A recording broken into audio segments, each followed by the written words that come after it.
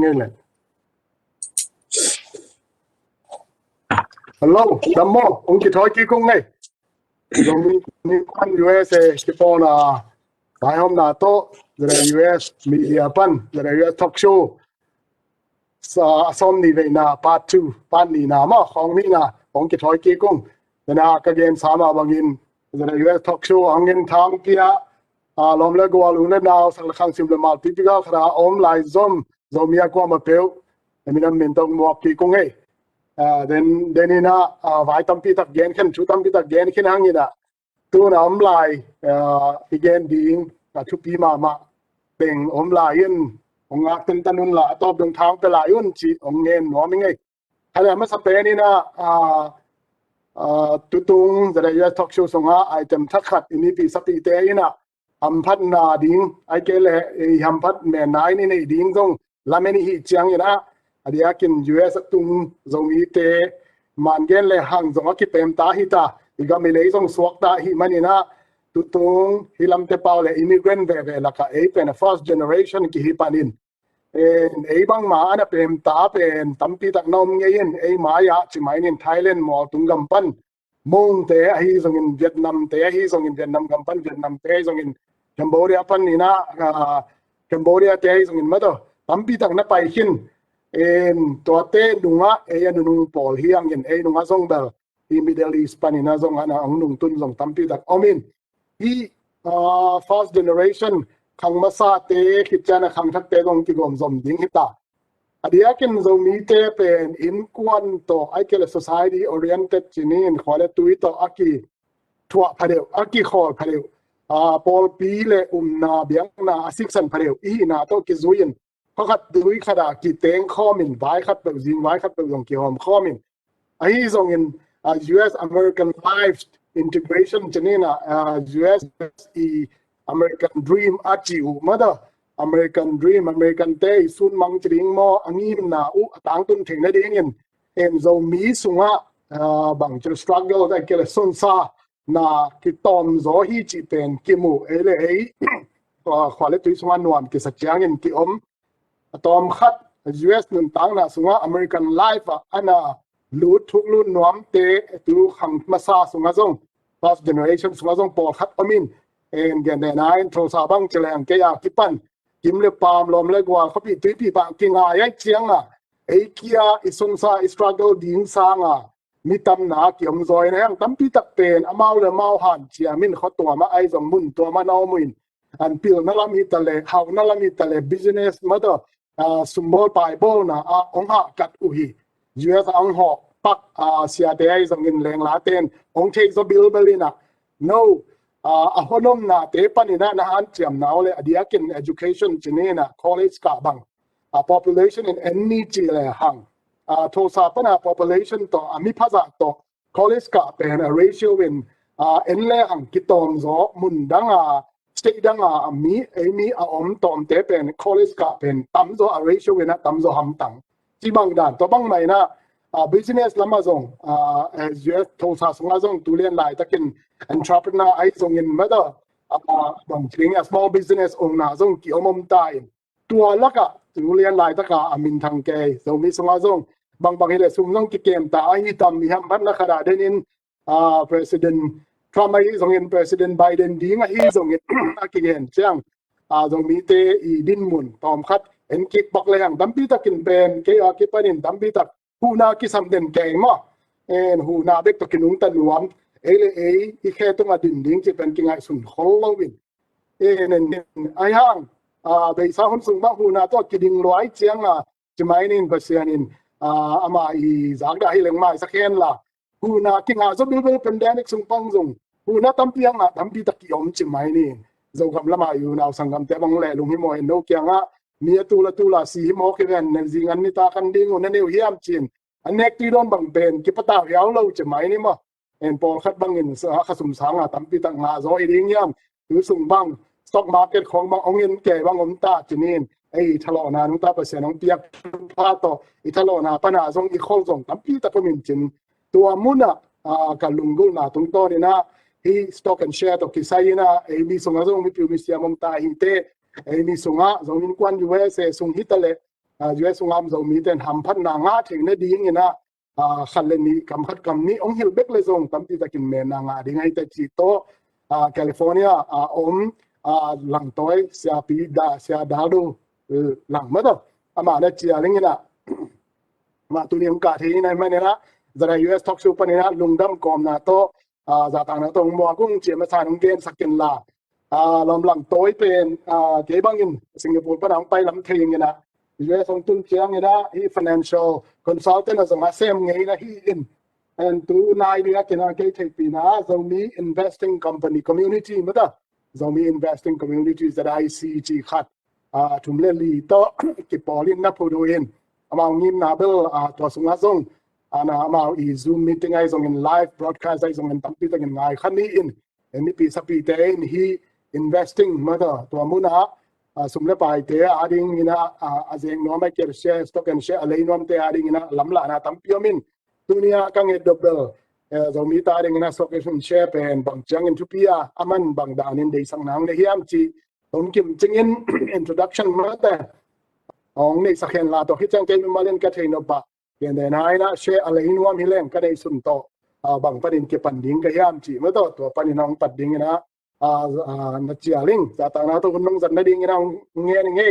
Langh toy lung nam ma nge chamen po pu Khup ina tu ni hi bang me ke thuman pa tampi za kha ka hi manina na pi takin lung nami ga dia ke hi I hun section masa me te hongen gam le minang vai zong ya tu lai ta ka ya mi pi te thei ding thei wai kilom tong thu la tampi te hongen kya me te ya pu do ku ai zong pu Suanpi zong ya pu Thomas Mung ai zong ya pu chamen pu ma ai zong me te no te ngo ama sana lung dam na hong pu lang no ming ina tu ni hi bang ina unnu mun pha hong nong piang banona na vek pi tunga lungdam to ki chang tulai ta ka me te ya YouTube pana hong ngai hi zong to ki chang Facebook live pana mi mal hong en me te ko ma pe te tunga na pi ta ki lungdam min si ama san ngen no ma sai hi na to ki chang tu ni hi bang huna me te hi ya ZIUSA talk show atak takin silang ke sang asiam zo abang siria athei zo pi be ken dana na ya investment ong tampi ki pan ken ya puro Khup ba mai zong mate to khit jang ya ai okay chairman pu ya pu so pu hao khai te zong mate amao bong so pi tak ki pan naw sort ki nong gen lo hang hi na amao tampi tak thei zo hi na amao ben bang gen zo hi le ki lom ding ina I bang ina nong nen like man nong phok hak man na za USA tanu makai pi ke tunga mate na bek pi tunga na pi ta lung dang ming chi tong ko lak no ming to khit to bek tham loina to khit chang hia KZIC mate Zomi investing community panina kan set pi kalom te hi mate hi banga hia hi ZIUSA talk show pa na ong pia mate ya dia kina u di mai zong to khit chang pa Michael Lunai zong u kim mai zong hia cái research investment research group panai zong mate ya apa tulai ta cái to ya hi na kha songa ang ki hel ya dap yang Dallas pana mate leadership of PC candidate aka lai ta ma zong ei tong ki hel thei mane nak pita ki lung nami to khit chang ya Zomi investing group pana ya research team te hi mate ya pu biak te zong ya khai pi te zong ya pu sia pau nu te zong bek pi ma tunga nak pita ki lung nam pung ma saing hi na tu ni pen hi banga hun no hun phai nga thi manina amasai na to pa tung lung nam hi na atomina ken bang jria ya ki me te personal tom hat ko man ong thelo om dinga hi te hi na ka ke ong pulang masani na ke kamin pen pa dal do lang hi na ka pa pen pa dai kam me te ya sni dang song bo kan nu tim bung hi na ke pen ka pian na pen ya pang sak po me te te sang po pan hi na tun pen tulai tak ka Innkuan na pang te to Los Angeles California om lai ta ko hi chi ama san ong pulang ma saing hi na tu ni pen ki gin na lien bol bang chiria om loi na hi na ke me te ka lung sim panang sok bang tom hat introduction ang hel ning en to khit chang thei no akilom akitwa me te no I lung lut dan an om le ya I chairman pu te sang ya bot me maten me te ya pu ten question stake ang na khat ang pe lap ki ku le ong thum no masai in pet tu ni amasai not like Facebook online pa na ong sang mun na tai pong ngen no masaka dia bang hiam chi le tu ni hilai pa na ya ko investing chu me share stock share to kisai kongen chiang ina bang hiam chi le tu lai ta ka dollar zakhat pa ki panding ina bang chi ya tu khat met ding chi te lam hilowina to ki chang jing te Lamborghini me te hala leipa ding chi te hilowina investment bonding and tu le tu me te ni mai khasang ya a million dollar in pi te leipa ding chi te nam kilo ahi lam to pe amasa penina ong thesak no masa ing ina investing stock share to again cheng amasa penina ilung sima manglut hiam chi le ya o tulai ta ka na sem ye ko koi zong me khang ham khang thak te zong yana khan to na sem ding ko ma om lo investing to ingai se chen to ran khan to na sem ni ko ma ki om lo khan to na sem ding ne ko ma ki lung u lo to khi chang bang omi bang ngai sanang ru hiam chi le ilom te I khan ning wol te pen bang chiria kum som bu chang mau pe pension la ding na tu le ta khong te to bang chinom ta ka ina nom ding e pen na set wan tang lai ding chi khong ki rai se che investing pen bang za ta thu pi lam me te to khi chang investing thu again chang ina amasang dog le len bang hiam chi tu lai ta ka investment ikipat na hang ina tu zo kum som ni kum som thum kit chang ina tu lai ta kaตัวหุ่นเจ้าไม่ได้กลุ่มซอมหรือกลุ่มซอมกลุ่มซอมใช้พัฒนาเซนแล้วนอนหลงดีอีจ้าตัวไหนถ้าก็ investment อีกปัดนะอีสมบูรณ์เต้นะตัวหุ่นเจ้าอีนะอีจัดดิ้งอี building อีเปียกดิ้งอีสมดิ้งอีจัดดิ้งเนี่ยก็หล่นเป็นแคมป์เป็นห้องกาวากิอี expensive เซนเดียเป็น investment income นะเอฟเปียห้องกาวาดิ้งไอ้ที่นักตุ้มตัวนะที่ investing เป็นไม่ได้บางจากตาทุกปีเฮียมจีอามาใส่นะองค์พลังมาใส่เองนะ investing stock share again chang na bang hiam chi la ya hi stock ito chi ma jong mate thei nom share jong om ding hi manina ken ya ong pan masani na stock iti chang na ya company khati mate nei da lam to pen ar ding ta sei ta pai hi ke la su share ya in nei thei na to pen stock pol khaten certificate jong ki chi mo tua hi na share le chang na tua stock company te nei de lam mete asai apai ta di ta ich ding yam to khat I nei nai atang bangza ki nei chi na pen share ki chi hi chi to pen ya tom kim chin ta ke to ngen no ma sa ing to khit chang ya I stock market I chi pen bang hiam chi le stock market I chi chang na hi company to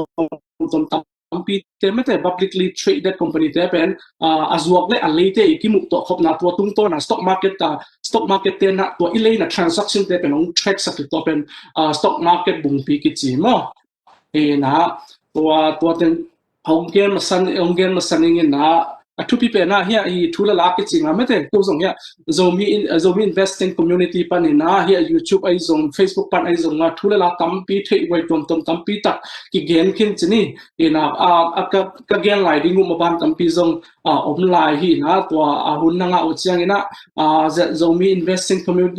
community YouTube ai zong Facebook ai zong na ho sak zelun chi tong thum noming to back tham loina ki personal Facebook ma zong mate Nisim na kiตัวขับทุเรศละตัวไม่ได้ตัวจงตั้มปีตักเชียร์ใครไม่นะน้ำมันเต็มหกสักเจ้าลุ่มจีตัวเต็มอามาสานองเงินนี่นะอันนี้นะบางเงินน้ำมาสักเฮียนจีเลยตัวที่บาง investing to share ของไม่ได้ investment ตรงอีกเงินจะเกี่ยวเป็นน้องที่เสียมาสักเดือนนะเกี่ยวเป็น financial license กิจมี financial ตัวกี่ใช้ไม่ได้ license กิจบางมาอันนี้เรา expert จงฮิปเปิลมาเราเกี่ยว basic investing จัง basic อาชีพขันจังแบบไม่ได้เติมนะที่นะจังตัวที่บางวันน้องเปียกริมลงมาจงนับไปตะกี้นะลุงดำเละอังตังมาเองเจ้าก็มาจัดตัวอังเงินลงมาซาเองตัวคิดจังนะเฮีย license เนี่ยบางมาในเรา consulting จงในเราที่ company investment company ที่จงเสพจงอันนี้ฮิปเปิลมาเราเองจิตตัวอังเงินน้องมิ่งเห็นนะตัวกงเงินทุเรศละ investing stock เสพแต่เป็นกี่ personal ไม่ได้ experience ไอ้ส่งกี่ตัวพักทุกตัวนะมีปีสังคมอุเรนาวนี่ขัดเล่นอีนะบางทีเนี่ยผัดตัวปีขักเละจีนะเกจงบางทีเนี่ยนี่สิมีนะกับ Facebook เทจงตัวมาหลอนกระเทยจะให้มันตัวเตตุ้งต้นหางจงเกตุนี่ที่บางอย่างนะ ZIUSA talk show บางทีเนี่ยเฮียทุกอย่างควรต้องเราอ่างขายให้เล่นกิโลจิตัวของลุงดำหนาวของผู้หลักอิงที่นะต้นนะของใบข้างหลบน้าบางเฮียนจีเลย tuần hi bang ina YouTube ai zong Facebook an ong gen mi mau camp na US ai zong noi om na chia tam he investing account investment account aki hon the lim le tu ni a pan ki pan mete Zomi-te kum chim sa kum som le ge kum som la du ching khin salim lim hi le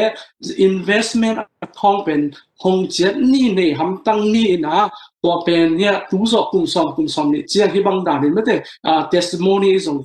thu le na tam pi te hi bang da ni kum ki ni chi tuang han phan no ming to khit chang ina atop na hi investment hi chang stock share hong ina khat chang mete bang om hian chi le nam ni ki khina bang hian chi le isup le email be om chini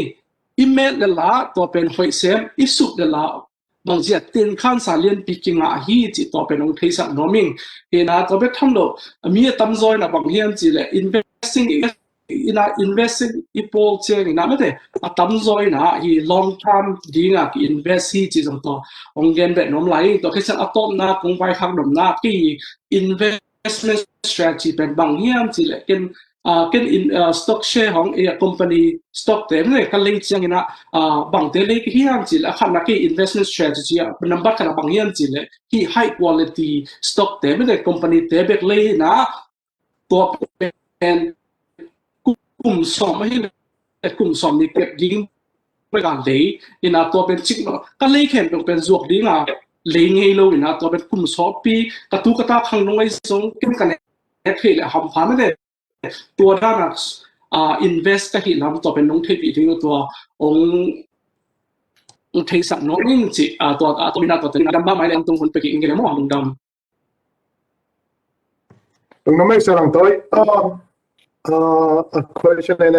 ชาดาเนี่ยต้องไปตรงนี้นะจึงได้ไม่นะintroduction กิจลิมตะกันหิวจันในมันน้อยมันจีตะเกนเลยต้องจะดำลายดิ้งจีจังมอเป็นได้ที่กระทรวงแต่ที่น้องหลุดกิจตายจังบางทีเลยก็อยากยอมส่งอีนะอันนี้กินfirst generation แต่บางอีกก็มองทำเซมเลยAmerican lifestyle อีตาเตอินส่งอีเตกตักเชียงส่งโซกัมล้ำมาอินุนตากเสียดานะส่งข้อขึ้นลงไม่ใช่จิ๋มไอ้นี่นะ American life panel อาตัวอักบังเฮลโลขัดโซกัมมาเบลอีตุยตาอินยาเล่นุทาปาทาโดนดิ้งจิมาส่งเกียร์นี่ตุเลตาเต้นส่งนุเลป้าปีเลปูเตกี่คนอีจักจิ๋มไอ้นี่มั้งอินเลเราเต็มมาตุกิเกมิน American table ตัวอีเราหมอกัน aku macam nuciang nule pandu se nule pain zong ama I retirement apen se nuciang ama wading pen nak king khol khin tau atam zo to atona obin to ai chiang hei zong to bang Dinmun tung le hang ni tui ta te nong en ki ken ta chi na hi ke ye nong en ki le zong ham phai dai zong en na sem zo non ke le hang to hun chiang ina I pension I 401 ke chi te om phial zong in ong ke ting hin ke khale sum na kho to lang to I kho tang ina hi stock and share ma de share แต่นั่นเลยคนอินตัวเป็นตัวนักเรียนเรียนอันนู้นเป็นอันนู้นเรียนกิโมนะจีนินไม่ได้จวกกิ๊กป่าดิ้งจีบังดานี่นะคาสิโนกิโมนะด้านยังไงสุนโลบินกลุ่มซ้อมนี่อายต่างบังได้ยังไงสุนดิ้งกันอะไรคนอินเวสจีตักเงียบังมาอินซุมยืนภูมิจีดิ้งมอไอเกลไอเปล่าเป็นบังมอกแต่มาตัวอินเวสดิ้งมาอินะกิจหอยซนี่จีดานี่นะสร้างเสียไม่เงินตัวกิจจังอันนู้นเป็นอันนู้นเรียนขัดinvesting account ของเทคนิคจีมั้ยล่ะตัวขัดลงเงินเบริ่งก็ได้หลาย investing account จีบางทีมั้ยล่ะก็อีกตั้งกี่เลที่บานากี่เลมั่วกี่เลนิวยอร์กสต็อกเอ็กซ์เชนจ์ว่ากี่เลมั่วกี่เลกว่าตั้งกี่เลที่จีขัดตอมขัดเดินอีกเกี่ยวไลน์กงเงินมาบางที stock and share for Zomi dummies จีมั้ยเนี่ยมั้งเบมปะนักปันตาดิ่งไงน้องฮิลเจนที่ไลน์ตั้มมั้งอ๋อลุงเล่าไปเลยชามันปูไม่ investment account คนดิ้งจีกงจีเจ้าคงเงินแบบนี้มังเกี่ยวกับมันนะฮินะ investment account จีเจ้านะเดียบUS ไม่ได้นะเซมนี้กลุ่มที่ส่งเซมกี่เซมส่งเซมส่งกี่อมตัวที่จะอัปโหลดมา private company ส่งไม่ได้เซมส่งกี่อมไม่ฮิมันนี่นะเดียบกันนะ investment account เย็นเจ้านะอิมิตหมดที่นะบางองค์เฮียนจีเลยตัว company นะเซมเตอร์เองนะไม่ได้ 401k ตัว company พันธุ์ automatic มาวิ6% more 4% more 10% more จีไม่ได้ตัวองค์คิดdeduction องค์ละไม่ได้ tax ya kul reduction ang la lo ina to pen en i pension net kum som mal kum goi ke le kum som guk le kum ni chin chang I thok chang ma de tax tax bracket tung to ki zu I piak ding to pen investment investment brokerage account te again chang to ki mu thei pa to ke chang ani na to 401k te ani hin te hi ke le ani to I sum gen te na sem na I khasum te pen me te I paycheck te pen inga ke chang na 8 to mina sum ki fo be na pen road IRA ki chi na retirement investment account te to pen 8 to mina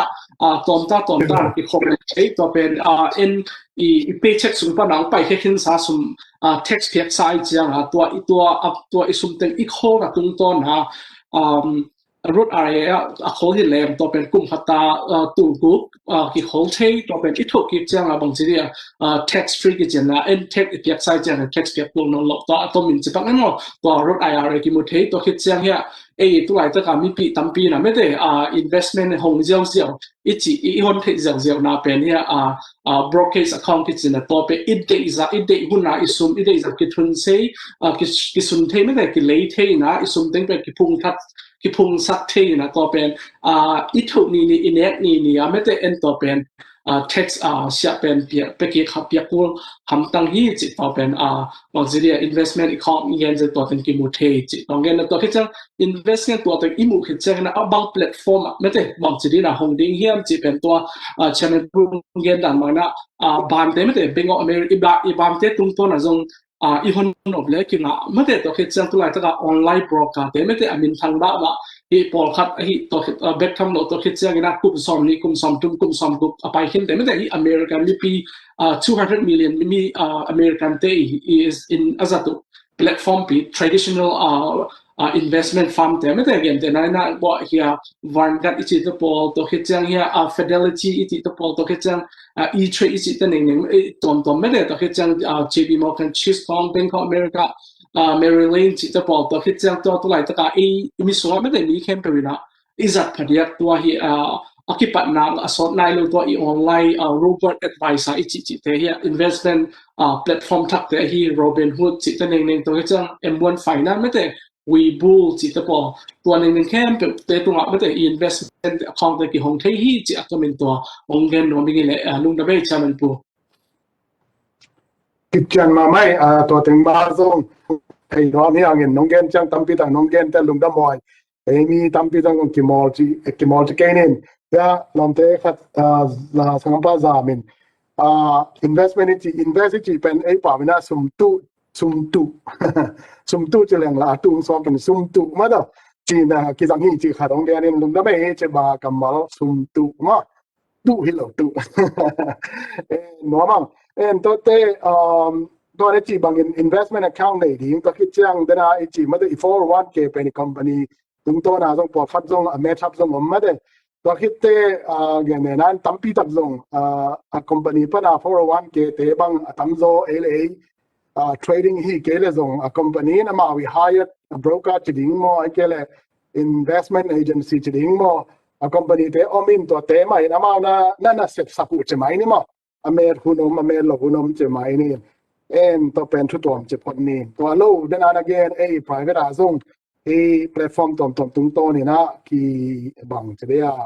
ki sum ki tu thei ma da chi ni na account tung to nen ta sen ni na ki tu thei hin nang bang in nang a chung gen sam ken la khat bang a recommending hele che na ke le kwa platform ke le kwa in investment agency mo ai ke le broker kwa hong zang ki zang hele ai sai am chi kam khan nong dong ai to hit to ki sai to jong dok ta do khob jong amai advice the warming in to ki sai mo nong gen be ding na to khanong gen nom lai selang toy nang to nong gen lai dia nung da mai le chaman pu ye na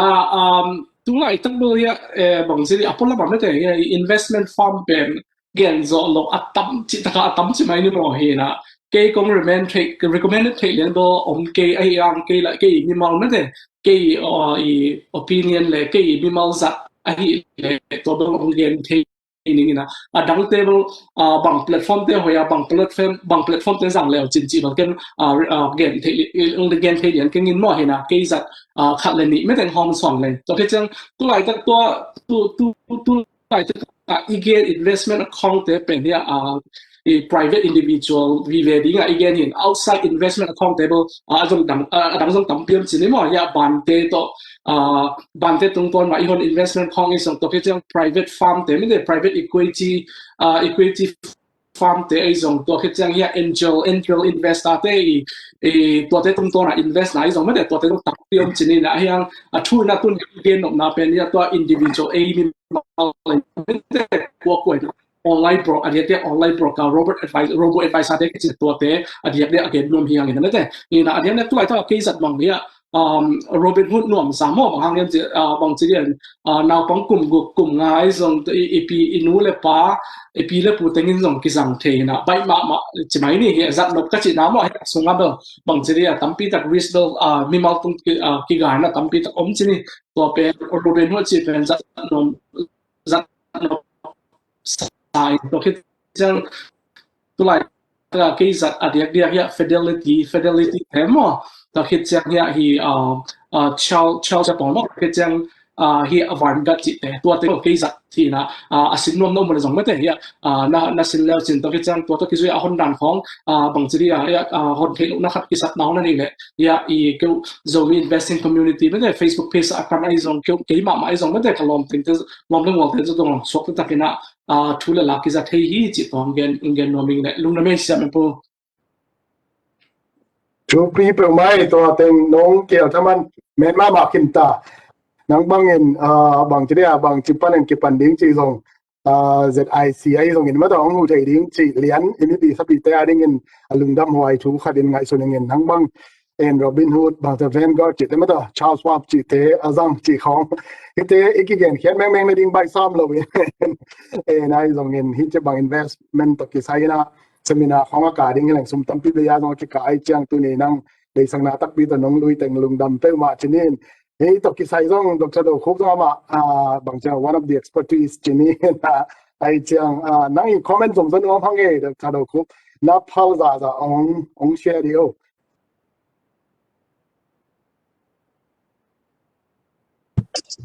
ฮัลโหลกิจามเซ่ลูกไม่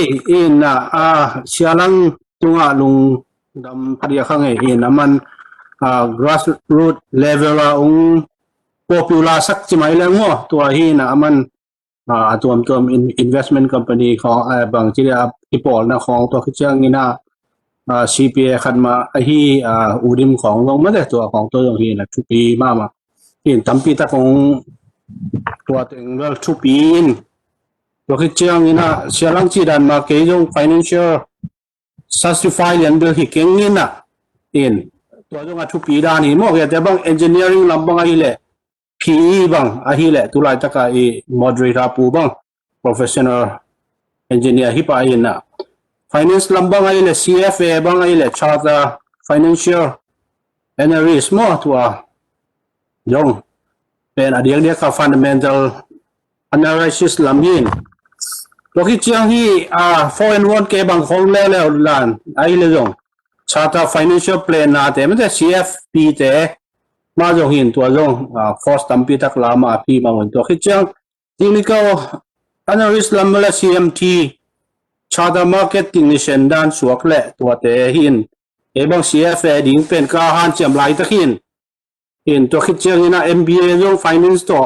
โปรแกรมลังของจงปนี่นะ stock cost ของจงแบบจงนี่นะตัวคิดจัง corporate finance ของตัวคิดจังนี่นะHarvard Business Online ปันจง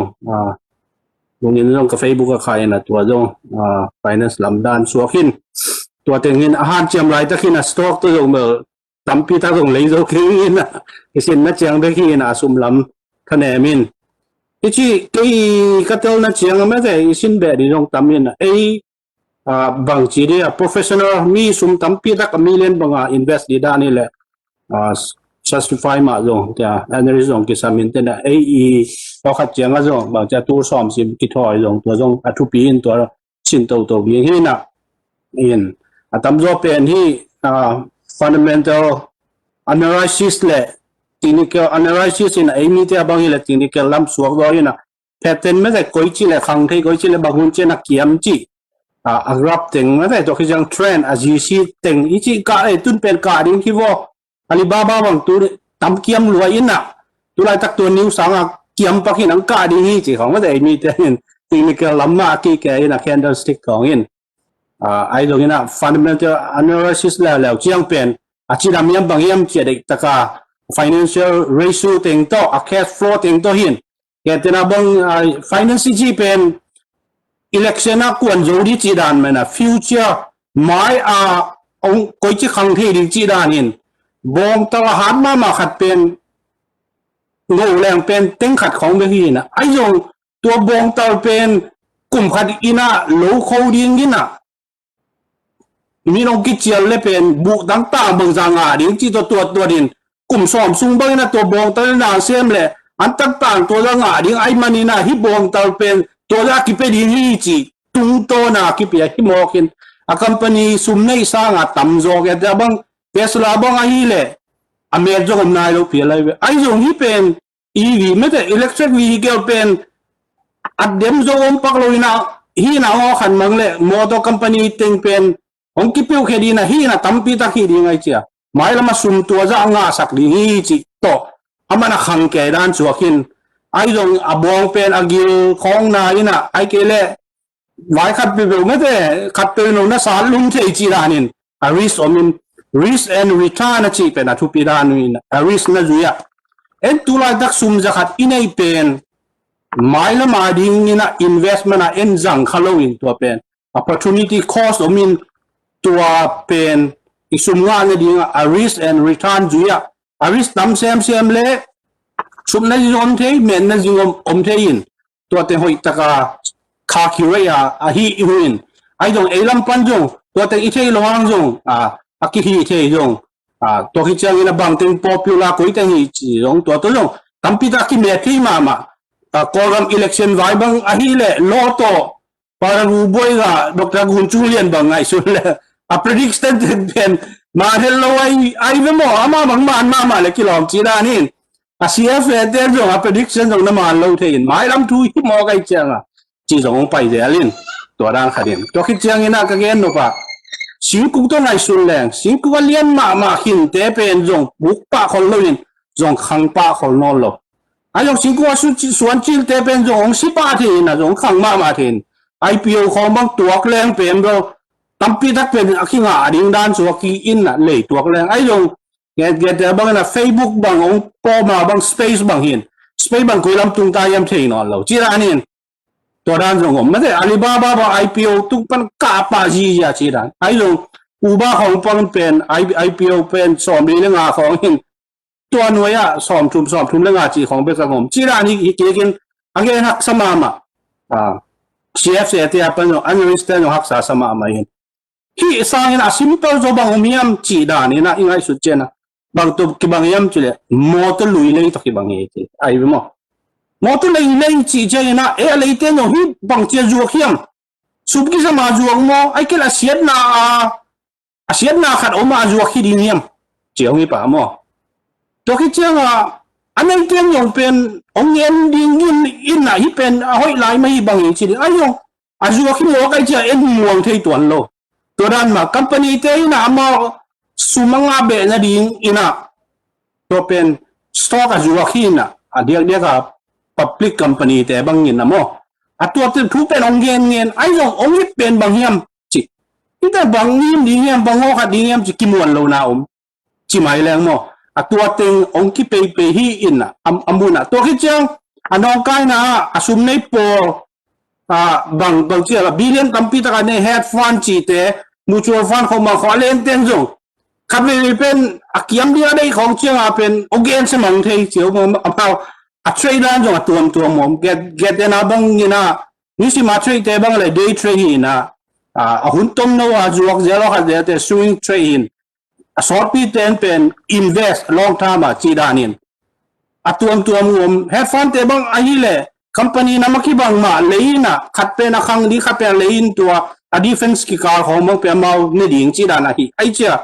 aki am sang nup te por pen gen se mang the ina amo ai ke le asum por kha dong ki ka sa chang e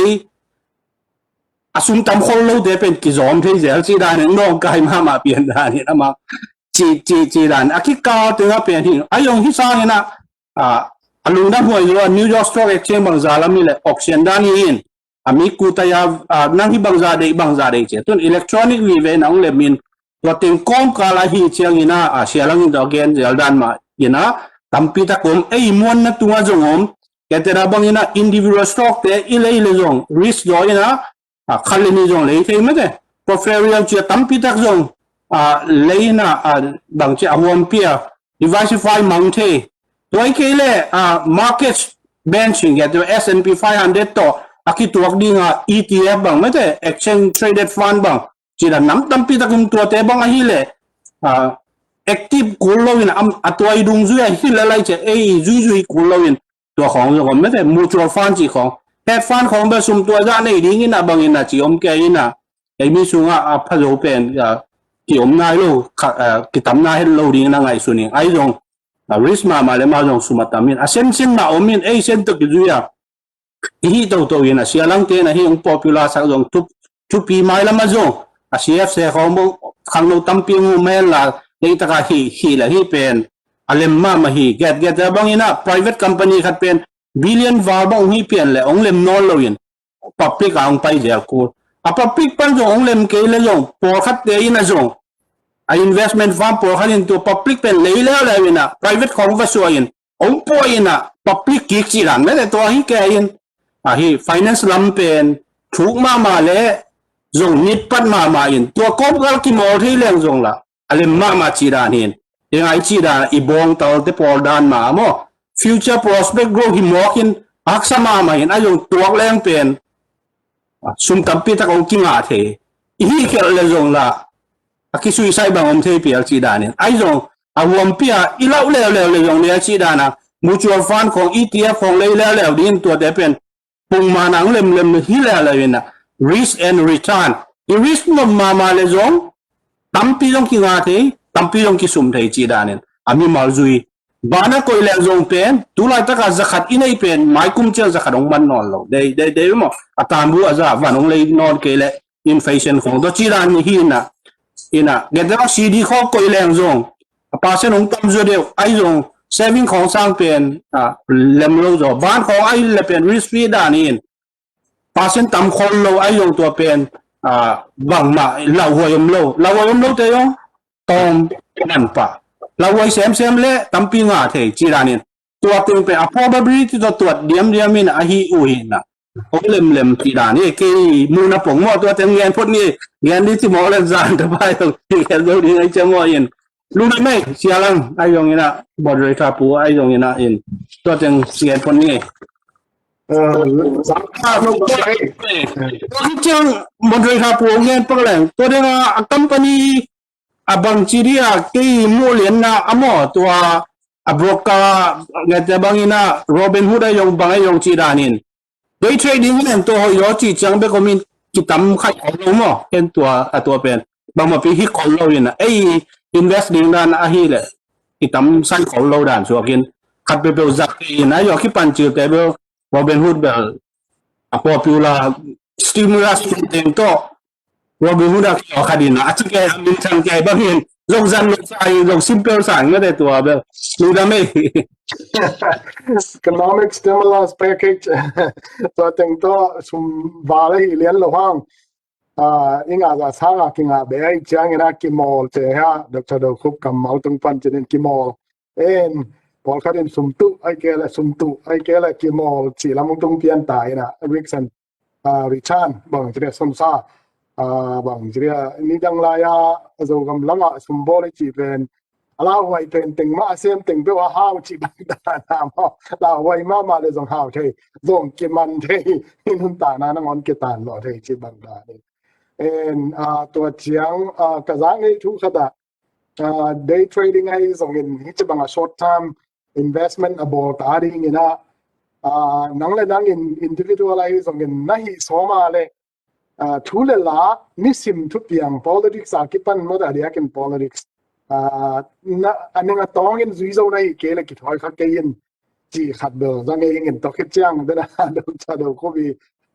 gan tệ nào mất đó bong y bong pen y này pen nàng xem giống tập bị đi ngay cái là miên dùng ông đi nghe ngay in tua bong pen ông hỏi lắm mà anh đi ông tâm lệ share mình pen ông khăng anh hin bong pen nó khăng tuần lâu nghĩ mà anh nghĩ phổ tin mất bằng lâu cái đó như khai lệ mỹ tiếng nhà lom na psychology chỉ đến mộtตัวtìnhตัวอากาศตัวinถ้าดินดินเรานักขันดินตัว news pen กิจง่ายๆเลยตัวอินดีเราจีก็เจนปะตาวสุกแล้วเกสุกกินcollapse ซองมองตุงเทจีของเงินตั้มปีตะกินลุงรู้เรามีตั้มปีตะกินลุงรู้ดิจังกิโลควายเว่ฮีจีมั้งเสียหลังตัวจีด้านี่นะฮิจิบังกิโมนะก็สินึกว่ากิโมด้านี่ง่ายสุดเราวินสมบัติอินเดียจีดิ้งมั้งเป็นสัญญาณดิ้งจีบังด่านมั้งตัวดร.คุปจีด้านี่regular ปงมานะขังเทดิ้งจังเตเบลกี่บางอย่างต้องหาทอนน้ำจะบิลเบลลิ่งตัวจกุมสอมลีจ้างอะไรจริงแต่ปอลมั้งตัวนั้นมันเป็นนี่ดังagain นี่ค่ะดินใน401 เกย์นี่จีนั่งงอดูส่งหุ่นขัดเตะช่วยเป็นองค์เกี่ยอะไรไอ้เกล่ตัวอาซังเตะองค์เบย์เลยนู้เต็งกันนั่นนี่นักกิจจิ๋วห้างนี่คันนี้เตะตัวสอบเพราะว่าส่วนเมืองต้องเทมอจีนต้องขัดบังตัวมากว่า president หุ่นไล่ฮะมาขัดบัง401 เกย์ต้องกิจใส่บังบ่อยจะตั้งกี่บ่อยไงเอ็นยังตัวนายเบิลตัวทุจริตนนข้างอินลุงดำคิดจริงสายที่ไว้ตัวกี่ใส่คุณโทมัสเลยคุณส่วนปีก็ไม่น่ะคำคัดคำนี้น้องคอมเมนต์หนูมุ้ย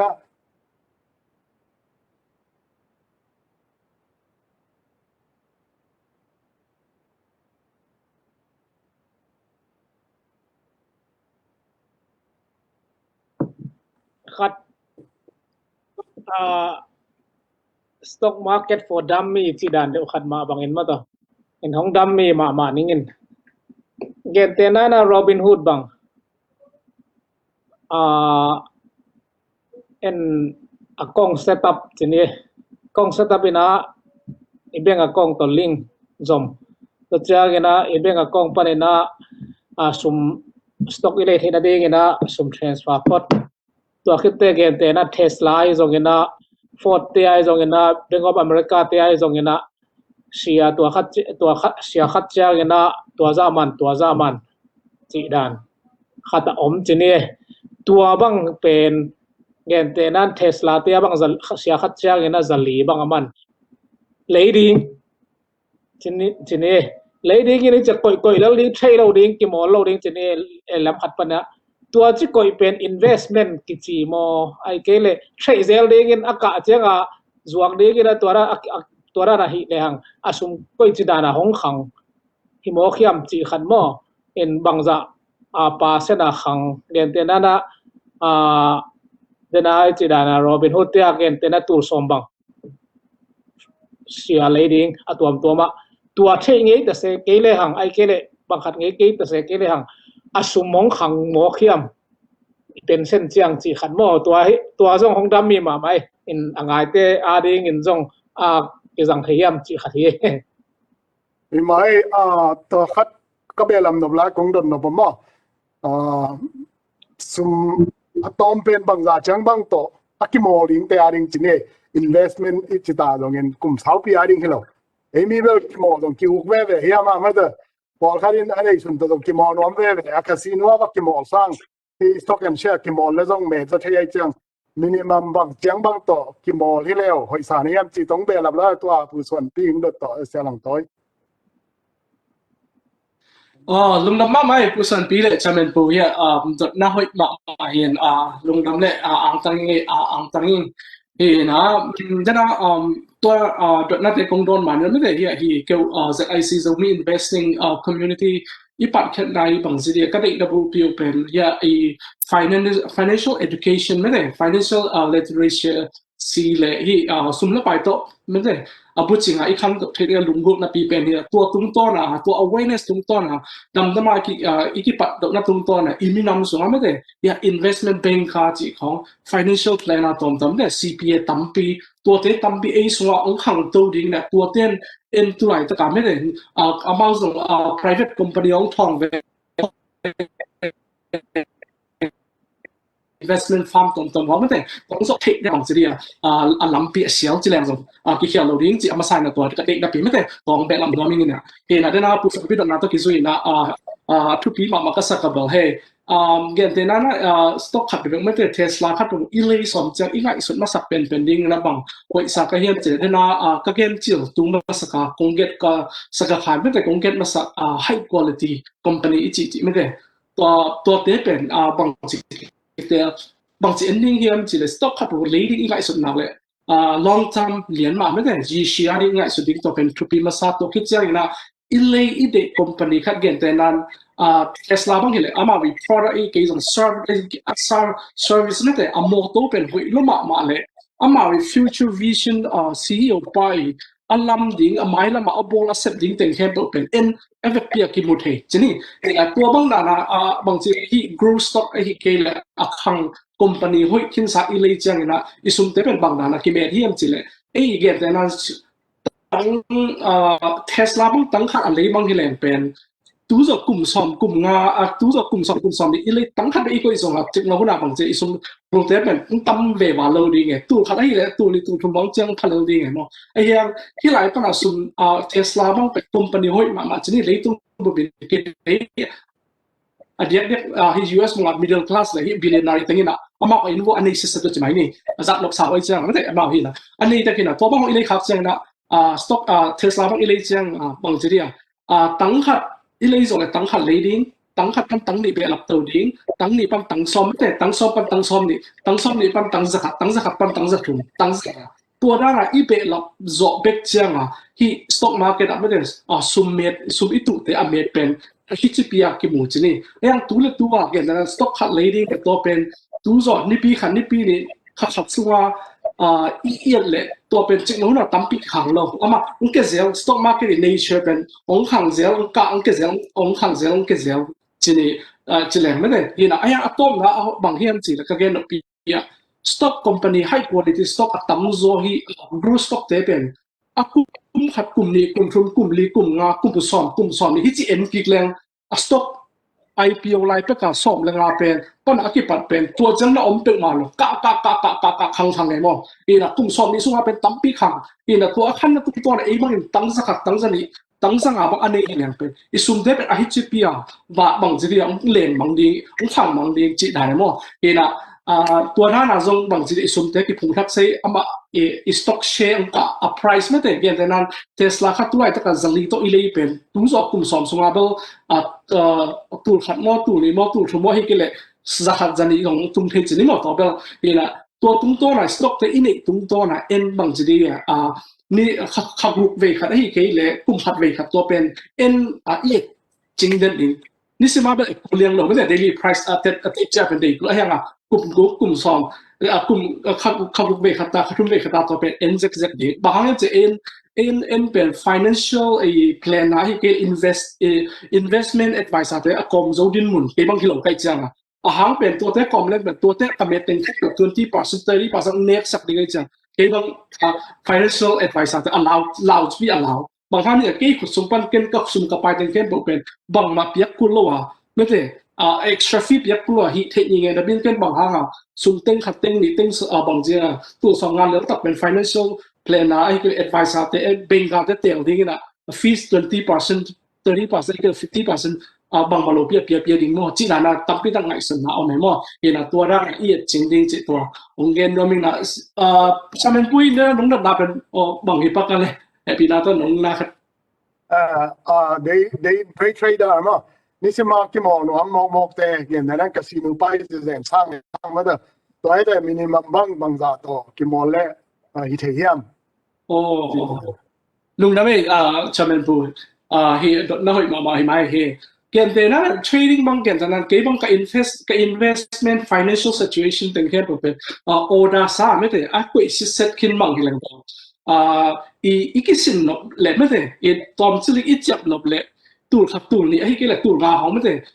อีสุกงามเละกี่ปัดเทโลไอ้ยังอีเทดิ้งday trading กี่ปันดิ้งจีลุงสินอีเนกหนักอีดาขัดหนาเละ Wall Street แต่ไอ้กี่เละ Silicon Valley ปัญหาเทคโนโลยีไอ้กี่เละbranch บางทีเฮียเป็น financial siam ma te to te ibit zo ding yam te world share pi te ibit na piam chia bang se tampi da ngai sut ko ya pen izat so ngoi izong atom to information pen ya ding ha bang se mi khate be ba itok tom chiang to trading hi lo ding no ke bang bang se hoi sa ka ya ki pan to ma asin nom ta pe ki pan zen hi leng zong to tul khat tu ni ke bang ba ngam ma ile ke lew ne lung da mai le cha ai ba ngai le khala lung da mai khat ya ka ge ya financial expertise khat zong mai chang ta sia than le na mai ta ma zong na sam tan te ni ne ya sia lang to chi ma to investment tak tak ading I guess to Suanpi ading in mata sum atu no am here le high quality profile mata a company te mata a share as what they amount we share to ke sai lim tak mai research boarding lim tak in ending mata Teelcing bel pum le ding hi lo na to le chi te pol bel te lo ben hi be dong pum ka ding chi bang hi lo ben to khit chang bang chia dena na chugen ke pan na chu kong na ran ma ina hi ben ania hau pa the na te hi lo hi mata jing le thai to Lamborghini le ne ding chi bang te lo hi chi to en to khit ki mo ro mo ka ki mo au bu te a ding in zong ba to day trading chi te ma to nong gen lung da men to high quality profile to ke sai US tun stock market ai zong in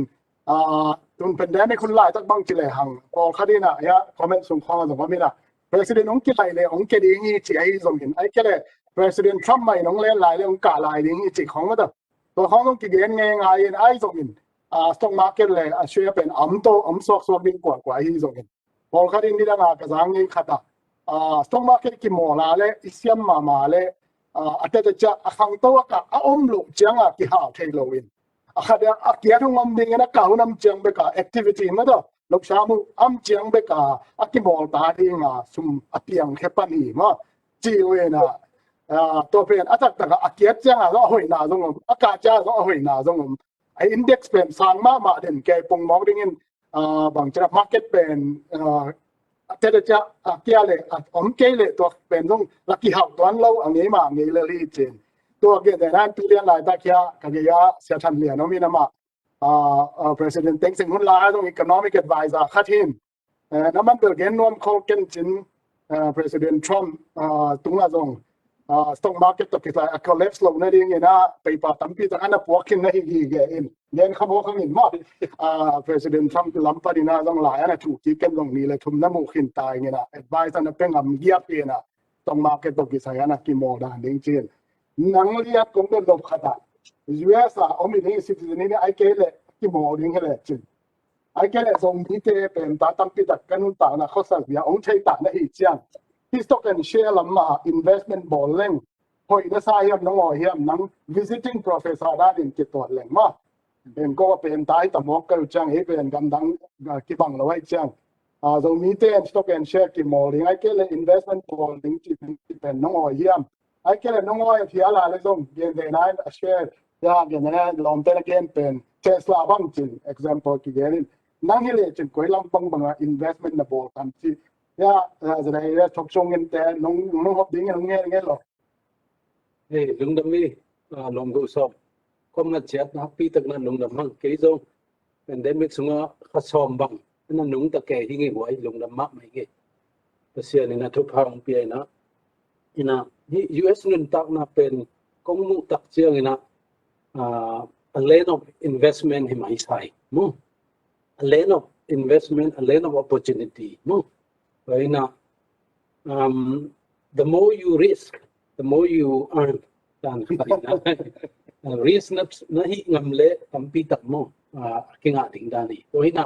investment vai to ikigen takchen ina sumle pai to akigen hi manina atanggen lo ding hiang. Na time investment mo hun hong do omina tiak ina social investment china Innkuan pi easy ita mo ya ita te tunga invest na do tampi ta omina to bang to vai bang bel ya tampi tak no thei zo niu chin thu pi ma mai na to te zong i mangil khang lo de mo to pen thu pi sama mai investment ichi tak ching na sumla pai ina pi na to investment dang por khat thu pi por khat life thu pi por khat omina to te i kha so khang level i sumi pai teng dong mo okay ping ta ve thei ding hi na to pen i ki dok ma ding thu pi semak main cina masa nonggen noming. Karena hi US kipai dan pen investment tung tona kipai nahi ke ina muin. Karena hiya Presiden Trump te itele Presiden te hen tu inun tak na hen tu akip ton tung na pen.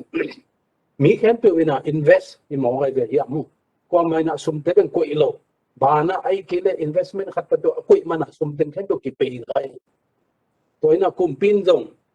labor hang na mun khat pa na so so ngai ngai tu kipai ngai ngaiตัวเต็งไปหินะทุกๆมาขดินะนั่นมุสันสันเก่งตัวนั้น US นึงตั้งนาเป็นหลังตั้งมาขดินะมุยยา financial circulation มาตรงนู้นไว้ตักเจียงนะเดี๋ยวนี้นะทุกเย็นเตอุตัมปีตักตอมขัดเบลจะขายนะไอ้ยังตัมเบลจะขัดกันนะบางเจียงนะที่เย็นดิ้งจิโกเทกิไอ้ที่ตรงนี้นะไม่ละมา investment จีหมอกเป็นไว้ invest เราจีหมอกเป็นมาเลยที่เทสเก่งเทบังมั้งaki invest mai mo ke dong ya khasom song investing ni kanun ta na mo to sunga tampi tak thu pha na le nga ki ke mo na investment chi pe na thu pi ma mai na sunga pa investment tung to ni na hi US economy ben aki pe hi mo ge na invest ngam la ding na mo ke to na invest tak chiang in pen de na sangam pa te igen ma bang na koi pen hoi pen ding chi pen i thei sama bang na hoi na tung to ni na invest thei ding mo thu pi sa ing koi na investment tung ton pe ke na return le earning pe ngom the ai man na to pe na dia ke na US gam mi te bang na nak pi tang na ke bang oi ma mai mo ina ke bang jong hia kol gam hi ku kol gam ma investment om lo hi mo ina FMI bang ke bang invest len ke hi jong na invest na tak pi ta om ve mo to ina gen te na bang ina in the low chi bang hi jong mo to ina return pen kum som ni bang na tampi tong om to ve mo hi to hi na itek chiang ai jong ni khan ni chang ke te na equality pen dam na mong kiam mai ve te pen mo ken de na ke bang tu ni ta na ka set zo hang tu zo kum som chang tu a za sem zo nong lo ding kai chang na set ka ba zon hang ko man ding nong lo ding to ai chang to a ding pen investment hoi ta kana koi ke le piang lo ai ve to ai chang investment pen a thu pi ma kha khari chi pen ei zo mi te tu nga mo ke bang inaนับปีแต่ลงรายครั้งของมิ่งตัวนี้นะตอนนั้นคงเห็นเราเป็นกุยตึงinvesting จีเป็นเราถือจะนิวจินไอ้ยังกี่บางอีเลยนี่นะ US บางเดียวว่าบางเป็นบูมจีเป็นเราเนี่ยถือสาวอีกมั้งกี่บางนะขัดนะ IT บูมใส่มั้งเทคโนโลยีล้ำ bioscience ล้ำบูมใส่มั้งตัวไอ้จังนี่นะ IT ล้ำเทคโนโลยีล้ำเลย biotechnology มั้งตัวเต็งล้ำเป็นมาเบลมองนักปีตัวนี้นะinvest แล้วจริงเขียวกินนิ่งเท่จริงอ่ะเรื่องไว้เขาหน่อยงี้ลุงได้ไหมเนี่ยตัวปลาทุกปลามองเฮ้มันพม่าไม่ตัวเป็นลุงได้ไหมจะทันเนี่ยนักปีตั้งลุงดำอามาบางจะได้ advice จะนี่นะมาไม่มอง opinion นี่นะอามาจีบางเรียนนี่นะตัดดิ้งจีน่าให้แกยันสมเลไปอันนี้จะมีส่วนปันตั้มโซอินยังไงสุดดิ้งเซทันเรียนบางอินเบลZomi US อมบองอินบางอย่างนะ investment นี่เราเนี่ยวิยาบางจิตเทียนดานี่นะ financial investment จะนี่ไอ้ก็เลย money investment ในดิ่งตัวทุกปีสายแต่นี่ดังอินซงการนักเกี่ยวที่จะว่าอามาบางอินเบอร์ Tesla ที่แต่ไม่ได้ technology group ส่งก็ยังนะ IT ไอ้ส่วน technology ไอ้ส่วน biotech เป็นเบอร์ number 1ก็ยังให้ยังต้น number 3ยังก็ยังกินหางเป็นแดนที่ค้างลงละหีมั้งเราคิดเชียงหมายละมุนอ่ะbio warfare ที่ของตรงตัวแต่เดี๋ยวนี้ตัวคิดจะเป็นตัวที่ล้ำเทคโนโลยีเป็นองสั่งมาเดี๋ยวนี้ที่มามูลด้านนี้ตัวมันdetail explain เลยว่าจังนะเก็บตัวเงินเดสวางเงินเก็บตรงทุกตั้มปีสิ่งนี้มาได้ในตั้มปีตักไปจังคงโดนนบเลยตั้มปีตักเนี่ยจางนบพอยตั้มปีตักไม่เตะฮีผู้ตัวกิใส่ตัวจังยินเซียลบอลนี่นะagain ดิ่งมาบ้านตั้มปีตักขัดไอ้ topic เรียนปีขนมลายไอ้จังตัวละมาข่าวโตนี่นะนักวิทยาลงได้ไหมเสียลงตัวลงตัวปีมาดอตัวนี้นั่งอยู่เป็นZomiตั้มปีตักินหันพัดหล่อยังไงอันก็เปอร์เซ็นต์เตียบทุบผ้าซ่านหล่อนะซ่านเสียมนะทุบผ้าถึงอย่างนี้จีตัวองเดียนแบบนัวไม่เงินนางส่งทุบผ้าพิตาเฮนจีเกาหนัวไม่เงินเขาเลยมีทุบปีเรียนขนมลายนะนี่น้องเป็นนะเสียลงตัวนั่งฝ่ายนั่นเองอะไรส่งนั่นแต่ดิ่งแค่เทแต่จีมาน้องงาส่วนเลยส่งลุงดำต้องเก็บจึงคุณต้มคัดละลายนี่นะอีตันปีป้าส่งหอยซ้ำมีได้ส่งนะทุลีเนี่ยแจ้งมาดอกกินสาส่งก็มีแจ้งนะ and masalah mina post pandemic ay kele new normal hun sunga Zogam le ko Myanmar politics chi hangin and tutung pen Zogam politics song pan to chang to zong hun zong bei jiang thei chang e ki pat zo zong nai ni nai chum bang ching dik tai chang nai lang sum khong ma do e ni to ki sai Zogam politics to ki sai news da ni na bang wa ki le report na dan khat ma to Zomi Innkuan US to ki sai na chiang ông report na ông lấy in trên xe phụ Suanpi tung anh nghe đi na aman đi na news chiang ông report thì này ha analysis mà na dia kin Zogam politics to call gam to zong to le la I again no blazong sokta takin gen ni to pen he election talk is in mate analysis bang chemu na hiam to khit chiang he election result tung to ni na bang chika prospective bang hiam ke na aina kol gambu NLD landslide hi manin Zogama NLD in zong zo za siri in MP mun ni nga chi te pol to tung to ni na bang prospect kom hiam what is your advice mate bang nei hiam de sak na bang nei hiam chi ma da hi te pen tambi takin zong metal khial thei manin to ka gen ni ung sun ding te pen chu sung te I mi mal san da hi wa Zomi Innkuan USA san da ni lo hi chi tong gen ma saningin en Zogam politics so ki sai thua pan ding na ses pu Suanpi na chia ling na pu Suanpi na nong san ding na ong nghe ngai ai lung da mele in I ten na Zogam ai kele Zogam chidia to ma zong kilung ki phok ki ngai hin chit I Zogam Zogam ma zong ilung sima omomai manina kitel na zong ina mate kitel hita hi zong ina athu piang ding pen bang hong chi pian tammo chi pen ilung sima omin kidip kwa chi dia ke le ki muang ma chi dia khatin omin to to ke sai e tom khat again the dan khat om le zong gen ne na ai zong ina ichi takida mi mal ngai sud nai zo hidinga mi mal gen te na ko nop na ai zong in ma do ai zong ina mi mal to ke sai chi nop na hiloina mi mal mu na bek a hoi pen ding zong hilo a se pen ding zong hilo cha I san ding chi to kharong gen no mi nge ina ma sai na I Zogam tu kum tul ni le som ni Zogam bu puam ina en sung ni na Zogam kitel na pet mo sang ina vo khia vo ra chana chinia vo khia pen tamma ma bilbel in millions som thumla sagi kimbang vo khe thei ding ina aki khat man he na tualaka vo khe thei pen millions som thumla sagi kimbang aki register he tualak pa na 70% bangin vo khia hi kichim chini in tualak pa na tu kum tul ni la som ni Zogam kitel na pen akitel ding mi candidate pen mi tul nga le zagu la som thum le kwa omin tualaka party som kwal ni ayang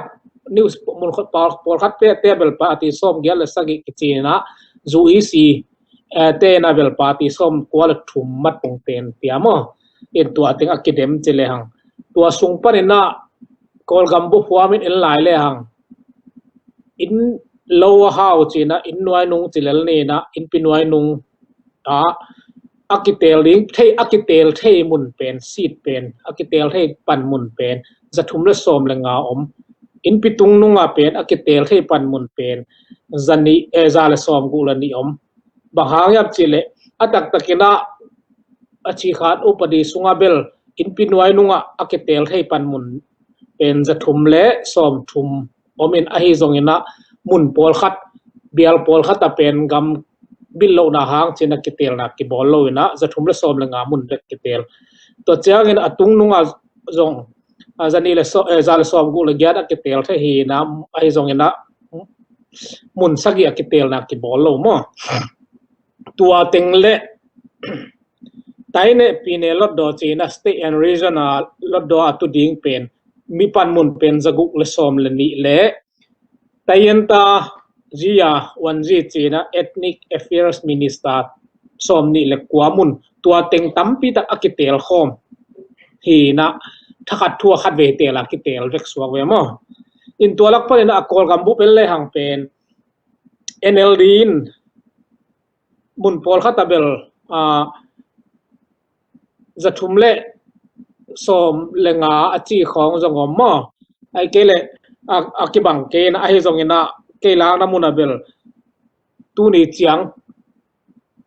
lót đỏ pi thong sul lót đỏ NLD zathum le som kwanga in tua bang el le hang pen akitel thei mun panin na apa se den el le hang pen NLD na 80% zo in hitenga tom khat ka bel pa NLD na 80% zo te kolgam thu kun abol thei apu a thei di hiam chi om ding in hitenga pen tua 80% ichi pen akitel thei ding gal kap ten 25% a hilo temo in 25% a hilo ina zathum le som thum le thum le aulot doa athel lot doa zan zale song gu le giat tua sung pana 80% a kila he na tua sung pan in zong 80% zo ina 20% zo nai lo in tulni le som le tulni le giat upadi apwa theina dinga pen tua akitel thei mun khem pe pen 100% a azo kul phot tua khit takte gal kap te lampan na gal kap khat pe win hong su kim pi nge achi akol la hi na turin mun liana pen NLD na mun tampi anga phial zonga tua pen mun khem pe wa kidem na ki phal hilo wa hi manin ma gal kap te se kwa ta mai na 75% lot do ku sale ai kele MP khem pe wi 75% anga zo hinai lo mate tura ne elle hang 70 60 le 70% ki kal khong bek nga khadi ngai be in to chang na tulni le giat achi khat upadi pu a theina ding pen lampi om thenai lo suak we chinom na NLD anga hang na lot do tung to na upadi ki pu a thenai lo ba ai le bitanga mi pol khatin che thei ding ina ai le lot do sunga asu kiten tuan thu sun ki bol hela tulni le som tulni le giat achi khat upadi pu a theina dinga thu ki khung 75% khen chiang be ka upadi thun ki pu a thei ding hi chi lai phol le chi khat thu sung le tua pen jong abe sa honin na NLD ten jong tua thu sung in a hi ang ina tua thu ong mial gwal zo tua lo in alem lo suwa mo in tua dan hi le NLD in gambu pina alu siang hang ina tulni le giat upadi pen ki pu zo nai lo di en lo do lampi zui panina lam khat lo do lampi zui lo beka akipu ul le ai keile akipu som le alampi tua lambek om hi chi abesa tulni le som lenga pan tulni le som ni ki kala NLD te han chiam na i na tung to le na lo do lampi panina upadi ki pu thei athupi upadi ki pu thei lo chi thei ding chi to khat gen lo men tu na chin state to ki sai chin state pen mimal ke thei hel kele tengli le tul som giat kim om da na ki chiam te mo tua lak pa na ei chin state MP pen som le giat ki nei ek som le giat pan munong ki pi ai na a hyang ina lo in pia atu ding pen gal kap te yong se to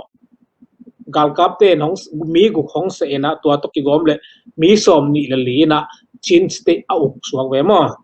mi som le li na chin state au khi na tua som le giat pan mun pen bel ei tutunga akitel bek suang we in tua lak pan na chin state pan chin state lot do dena ka gen na gambu ba chile hangbel ei chin pine sung te dim ton jang panena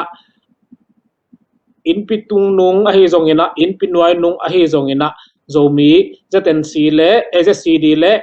NLD vi vein pitong su lot do akichi au lot do le athel lot do ade tinga hi tun chin state pen ei ton jang gam te dim gam a hi zong ina i gam sunga me sanda ne ki khoi dan enel le hang te dim pen te dim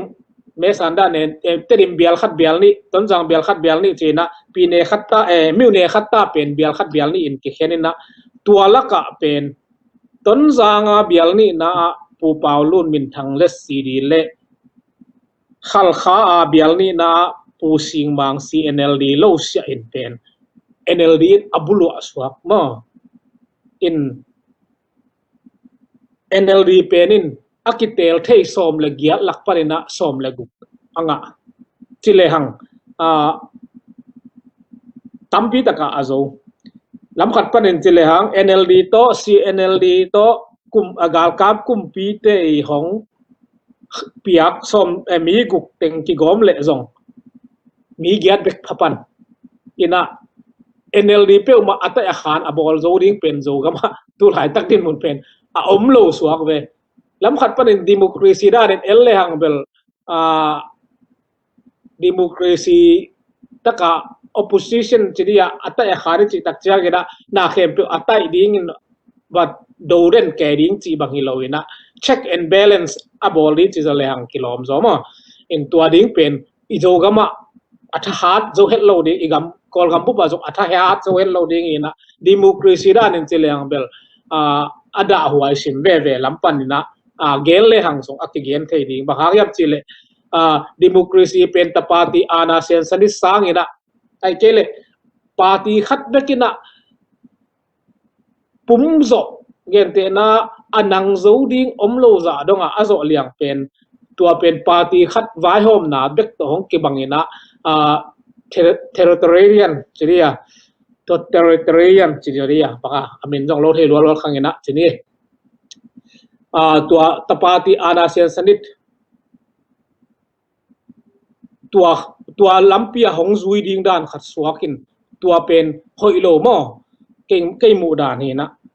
in tua chiang ina igama ding ina achidam huai to akibal hang ina lam khat parena a hoi lam in nong pai khak le la hoi ven chet a hoi lo lam in nong pai khak le la hoi lo chi dan khat ina ke bang ina kei mu dan in tua khat om chini in tua chiang ina kei ngai sun dan abel izogam sunga NLD in ma hong pang le igam hong khang to ding chi khat mi tampi in kilungul ma mi tampi in kilungul in igam bel hong khang to ma ente ai jong ina kwa in asem abol jong ina ai zogam sunga pen iminam hong i ding ai kele igam hong po ding te ma bang chiria in hong sem ding ai te lamet na lian pin ne hang in tua sunga pen khata ipok gi ge di khata bel eimi vai chinia igam ilei vai pen eima koi party yom zong in eima alo in pen bel kwa man hong masak hello ding in gete naina NLD party a yom zong in USDP ya yom zong ina ayom na party panina imia ding igama ding isep kele miten hong van hong vai hom sak lo ding tudin mun lian banga chile hang gente naina zogama NLD in kumpi government form ding chine government hong form zo ding dan form zo ding dan lo form zo lu a hi mai na tua tenga pen kwa tengin ei zogam panina NLD pat anga ategin pan mun idel hun pan mun del hun tak hong suak ding in tua pan mun ine keile inga keile bang chiria MP khat hi na to pen isep thele pan mun khat neya isep the pen tampiong ki khai ding ai manina tu lai tak bang kumpi te na government a form mau ai kele again khiat mau na igama ding ina ai tak pi te na itai meng ding ai kele i veng i pam te to kilem ding ina i veng i pam te to ama hu na to igam ilei ipua zo da ding a hi zong in mate igam ilei idal kip zo da ding pen ikimol siam mama holding in kebang in moing chi to khat honggen nuaming in toy manina NLD hi zong in Zomi party hi zong in mate za CD Zomi party chile hang zong tong khat hong le ta ke ning ina pol khatina tua zong ui phan mu om the manin mo za CD party hi zong ina imina ma ding isep na bel kwa in president ong sem ding kwa in ai ke le wan ji chong sem ding chi pen yu mo vi ve hilai ding in to te gen ke ni a hi zong in na tua hong ki lim lim di pen cabinet hong ki form ding wan ji chong ki bol ding minister hong ki bol ding hai mai na tua te nga in pan mun inga theina ding pen hong thu pi ma ding in kwa in tua hong mun hong tu ding tua kwa in tua nong gal se ding ilo zo amuna te hong tai sam na pen hong thu pi ma ding hi chi na ke bagin kamu dan khat he na tua chiang ina izomi sunga zomi pol khatin zong gen khari na zomi Innkuan ZUS in pen again sama bangina Kiteelna election politic hilo zo na khabeong gen king na minam politic national politic chipial nge nga zo zen ni mate in tua akile na hi manin tua koi party yom zong in gen te na ZCD party yom zong in NLD party yom zong in ZUSDP yom zong in koi party yom zong in ai kele koi ma party yom ke phial zong in national politic elect na le Zomi Innkuan ZUS to na sep khop ding aton tung ina ki ready hi chi tua khat ongen nuam lai ang bahang yam chi le party politic hilo zo ina ZCD te na Zomi min puai na Zomi national vai ai kele Zomi amiuta vai accept le pen amau party ahi na to kisem khom hilo ina amau pen minam vai national vai accept man a kisem khom bidinga NLD sung panin zong MP te na Zomi party ai ke ahi lo hang ina Zomi minam vai a hong sep nak le Zomi Innkuan amawi minam a policy tung to na kisem khom the khut kilen khom the hi chi tua zong khat be akiza sak ki hini chi tua tengken pulang na chini athuda na honggen no ami nge lung da mele moderator chapu đó mới là hôm kia mình đang nghe trên nghe tiếng mà thuộc lạiตัวSuanpi nghe này nó nung à nghe mất rồiตัวคิดya lom te Dr. Do Khup le tu ta ma song mình nak ki ging ham tangun la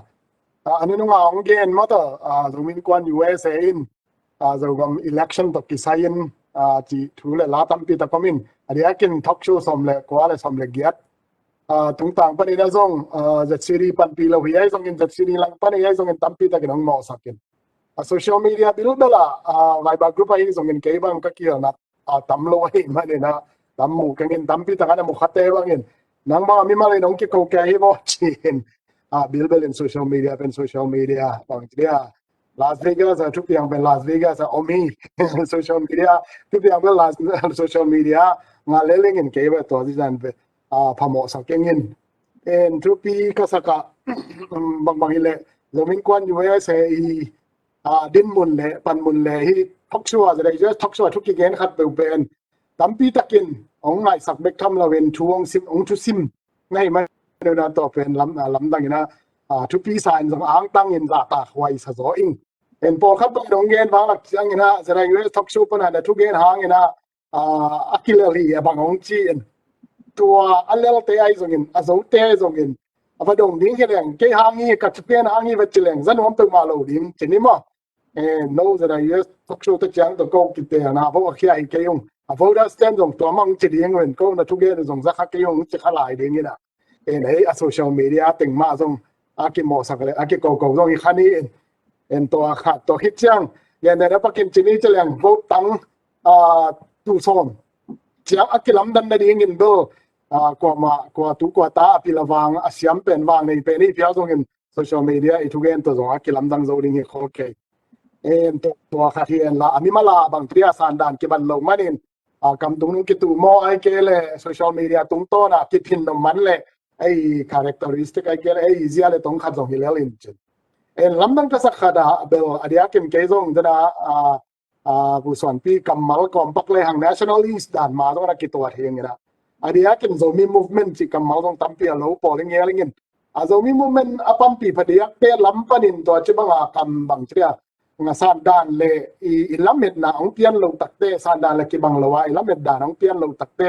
kam kha tuam ma do kam gilo tuam pe ong leng khe mokin to khat do amateur zo lo yen che zo nai lo zaki tam mo e lam po ma ki khat do to khat do kalung hi mo in tom kim chingin gen pang ni chlang ma sa analysis mo ke bang in zo NLD in jue kol kam bu pa landslide jemain in 2015 sangena tam pia zona lamdang sai man takin gen ni chlang en social media tu zo hang tom ki gen tek en tam pi gen non kening wam pin gen ni chlang social media ki ken call media te talk show ai zon forum ai zon ki gen takin hiza landslide azona lian kol kam bu levelable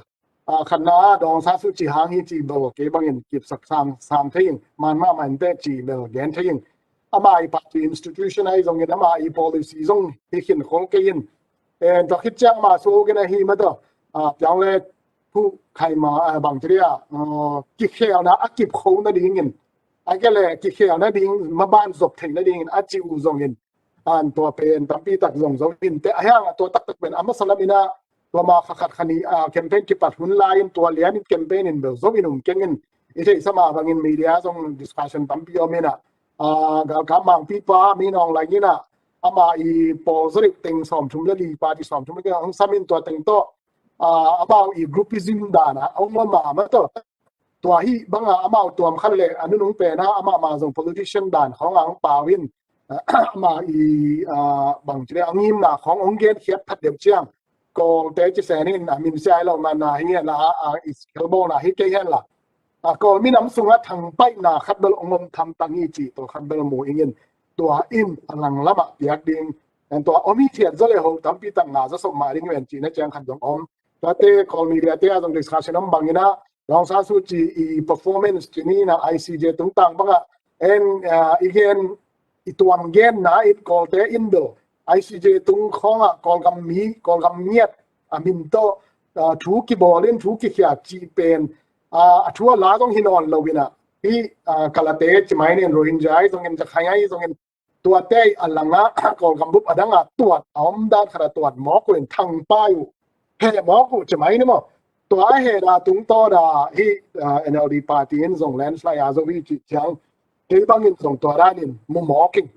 to hi chang ko media te le social media ai zong mi so aki gen lo khat ke mo zong man le de ka che ke san da so kai te mo en thu sima chmong nin kitel ma sia pen bel NLD ma hitale analysis analyst ten zong again na NLD in pen 2015 azo za in zonon lo ning hi chi pen ki yen tek bekam lo amazon ki lamen lo por khat bang in coalition government ki sam ding hi chi chang nang on in zong bang chring gen khol ama ma men bel NLD party campaign hi za kharena coalition government hi ke ko bel alen tam zong anung in government form zong nung chi bel campaign ading in the angeina in yang alang khan leo le wa tua news tua thu online ko mina hi mi pe siam tam pi tang again takte 2020 election Kiteelpi sunga mol tung mi te ta na party no to ethnic na party te na tam bi ta nga ring hi again na pa kina chin state sunga dong CNLD zong as CDA zong in siana zong kachina zong yakhaya zong yakhai be khilo la yin mon ma ta ka yin ka ya na ngona zong kinak zong ma di hi chi pen thu zong ong thang toy chiang hi pen political force bi khat ong swakin bang hi le NLD na alang walang politics di government a form zo phial ding zong in call majority chi sane in minam tang kharin ki ganin hi taina te pen mayet ching aikele political negotiation ataina chang khat akilom chiang khat abol ong phamo ding ui chi pen akimu takte các kiểu dòng kiểu máy nghiên mà call majority các cái call sang mà lu nhiêu chi hòa ra azang tampi takin tua ding pen de lo mo quên solid thing na ding NLD bua khuôn ai tam chi khát dòng kalung sima gi ge suspect chi ne ma dòng mai din en hi tai na te chi dòng man gen mai leng tai na ye a chi ke yu hang asung tong tak federal ichia ke pan mo tung mi te thu nei na buk ki mai ke le en itu nei na ki kim ding chi khong pet azan hom hiao lo pen call majority sunga atam ma la hi mo kai cha tua in zong NLD tha sa ke khathai ding hi chi kong gam bub level la ke san dan hin chin azona a hang mo Zogam azona leo bel CNLD bangin bel ne ma ve a hi chiangin ama I Aung San Suu Kyi na ka gen gam bub azona wave NLD wave dong San Suu Kyi wang ma to zong azowin mu zo ingin CNLD bang zong hat de ke mu na chiang hat sa ing in social media analysis ka mu khat zong hi chiang hat pen minami na pen 2015 sang ina sang zo hi chin ta de siri bang zong vong te en le hang mun khat khada tu thum tu di ma ne to ve chmai no en to hi ve to za ma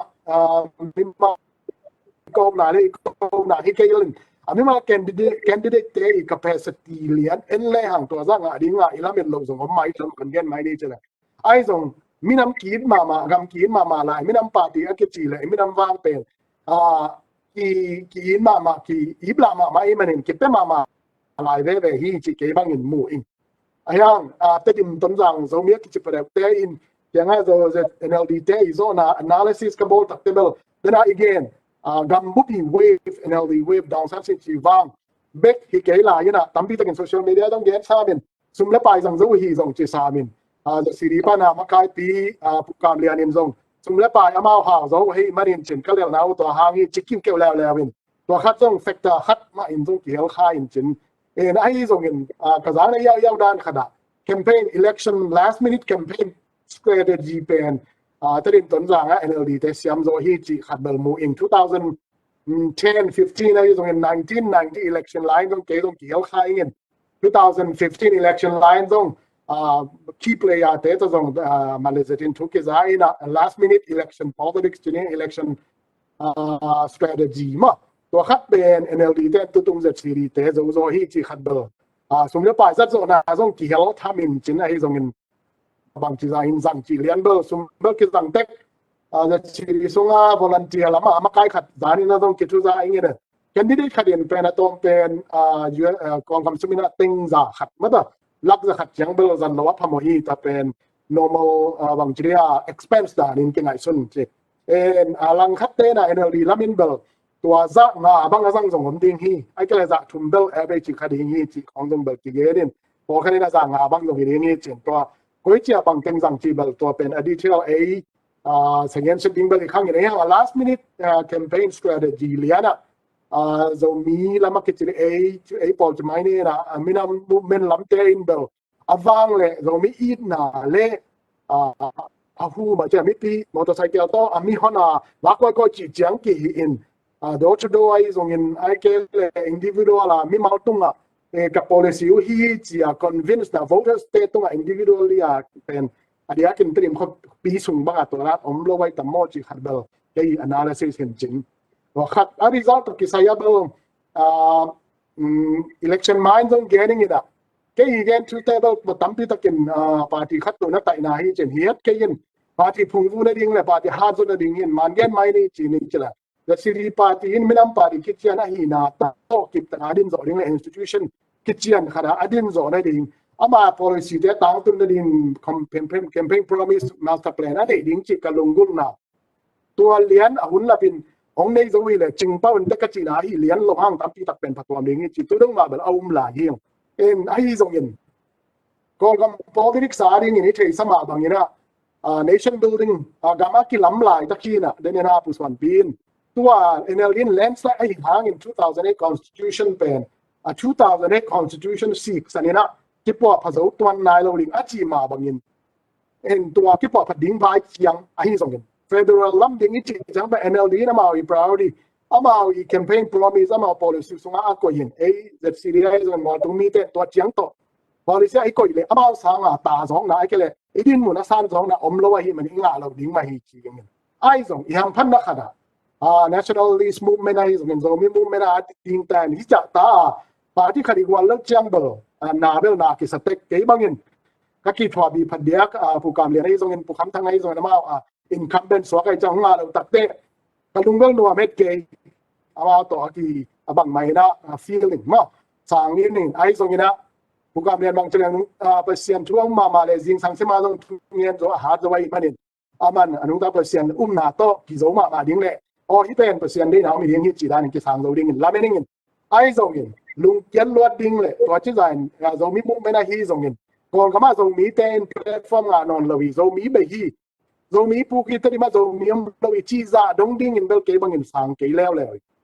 hang pen bel kon kam politics zen pen elected party khat in iom hit na ka le elected party khara iom hit na le abai sada nin NLD in amao I approach ni ma kon kam constitution poring by zong in nation building by zong in inferior landing by te abai sakum abai satama amao I game plan ring ma amao I mu bong sunga ong kal son lai wa le sang au committee chi te pon conference chi te UPDJC chi te ongom la ya le let sirin to pan mun platform ben kinga kikwe ve ding hi chi pen ki mu che hi inga ki cha thu pi za pan la ya abe sa tam sunga sang ina abe sa tam sunga ina se hang nai lo om te tua ki panin asang zo I sep zo ding to ding pen ki gin zo ding ngai suning en lam khat panina po khadena gwallen lama iom tak gwallen lama ikito takte na ki samok chegina adak takina mo che ngo mo ki ngo mo ke Zomi Innkuan US hangi zera US talk show hangi ai zongin kemi ma tu ngai zong to hangi chi adak takini chini chile tang pi te po khat bangina tedim kam sunga zomi am non lobi zomi I dom non lobi ai kele ko Cation nei lo lua hi minak in na nei lo lua hi chimo kia man gen tak ni chile o sang sungai za tadim kha sungai zon tadim gam sungai zon tun sang gam sungai zo mi it na le zo mi wang pen ki za tang lo zo mi in na lian lama mai be sa tam khat sung tang niao mun platform ong kip ya ong kitel he chi pen mong ni kha hiam to khit chiang to chi banga imo sak ding sang in root cause tak ma ta abul tak kan le ha la me le ikisit tel khayam mata leadership lama ele zomi movement china I party in zomi movement lam thai pak pe khayam party policy aring ai kel ikivai pok zia ale tang pi tang tan zomi akiti zomi am lo minam I lo chia imo sakale enele I party I policy to ki to kin hei zon kivai pok zia kichian inei zo hiam chi pen ki sit tel masalawin itang pi tang ta le voters te mo sak ma ke ni chi bo ki bang in han thon nom zoi adiakin zomi mo mena ma pang no ma kwa ma pe hichi bang thu ta MEP te to khut khial khalo ai ke le mo sak khial kha het lo ding hiam mai la mo 2025 election ngom to ding hi election politics is wi la ya le en gen de rai na nang ko ta pa le na la ni thu king no pa le ai ke election a elut king no ba I policy tang tun na ding in mai pan no ba la tua EMP ni te si sanena I platform nga te bang chamin ma pang ding chi pen I sam zo ding hi ni ngei na bang in chimai ni cheleng political party khat ina tam khat sunga tua ingai su dain anlel ma ikitwa le zo MNF bang zo 1986 la ina amao statehood state onga in election ang demina onga ma pulal denga in zo to bang mai na zo mi ZCD in zo 2015 la nga MNF sang ina yam phat zong na tam khat bu pen bang ma boy na omlowin lim takin len zo pulal denga bang lian bleu le bang free and fair democracy ayen cha ma ai mana aman kum ni achin chianga len zo no lo chmai ni tom gel le en ama pen state put I get state anga zo za dong ding in ma anatun hin nangon tam khat na full ta ka len man lo ong fail le to mu na pil na ilak ding khata MNF pen kum som tam ni tak yang la ong ding ki zo pan mo khi to te tung pa ni na mi mo sak sang en I party koi chi phung bu le ang chi to tomina ZIUSA talk show pa na itugen table ong mang het ke yun chin ai zong in kim le pa ma om supporter te tele ZIUSA talk show om gam dang am tem to lama ngai sun na ine ding hi chi banga ki vai pok zia to ipai la ya adai saun dan ipai level tam khat gen lo tam ni MNF zong tam ni chang ong ding ki zo pa na ong zo ki pa na te tam ni cha is din ko zing idin ki ko ding bo ham sama ma thai ding ni to khat ke election bang post election prospect in chin then in pu Suanpi dong introduce ken Zomi Innkuan USA in ngim nak ulpi khat ken to ngim nak ulpi tang tun na ding Zomi mu na tang tun na ding ke ban ka belam dab la ya Zomi Innkuan USA in madong na to 2019 Zomi nam ni wam sung tengin Malaysia ZICKO khom pi ma lấy tung bục Zomi te minam khom pi ki bol to sunga political goals thing ma to atang tun thik na ding in ma ong pang ZCDI as USDP hi zong CNLD hi NLD hi zong ong pan bunga le Zomi Innkuan USA to le ke kai zong ma ke pang khom thik ve khadi hi chi ke ni mal mu na hi ai zong in it sama bang in CNLD to le USDP to le hi ZICK le Zomi Innkuan te ngim na bul pe ta tang tun na din mang pang kholo ding chi bel mi campaign zong thei sa hi ai zong in NLD sung banga zong Zomi ta ding ina ma pang thei ding ina ai ke le gen de nai na ZCD policy ma sap na hi Zomi kho so yi ai ke le political word to political terms to gen le ha Zomi te identity kip ton tung na ding ai ke lang khada ta na khwing ding na ding chi te NLD MP sung aten zong ma pang nom le pang thei lo hi ai zong in ZCD pa na MP hi na to pan sang in bill alam dot don the ken chin party ton ding ai manen ama wa ding alam ki sao kharing agama siara le zong party in zong to ama ma pan na tung to ni na ma do kin kholo ai ke le ma sang the kin kholo ding ta pen election sunga na me na pang ni thik sa hi chang Zomi te iminam party akisam na kol gam kilam na sunga minam party 6 sanina ai ke le tai na te 6 sanin gam kilama hi manin minam party 6 san party te ina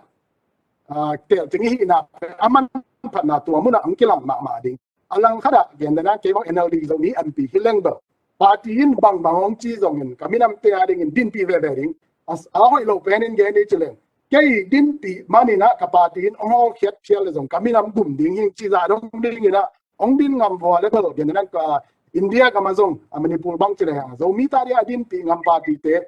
Zomi party zo hi hin ton lo na BJP pan ai ke le congress pan ma hin national nationwide mata political party te ma hi ve le la ma ri pan mun na te Zomi ading sing tang te ading ma pang thei ve enai zong in Zomi NLD ten to chang ina ong ngam ding yam gen na na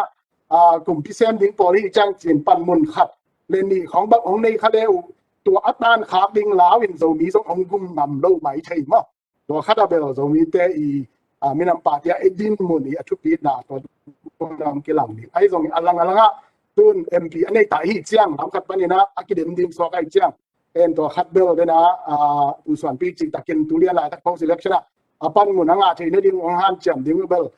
en zong thai piak ding le twing e sak ding to bel thu pi sa ing prospect again to mong ni chile hang NLD Zomi MP sung pan bel de na tom khat dong gen khaneng chin state sung abel minister khat bel pelo ke nga ding chi ol kharin CM khong dong bel gerin CM nga thei ne ding lam pi bel kiom phalo en ai hang NLD in zan hel yam khadina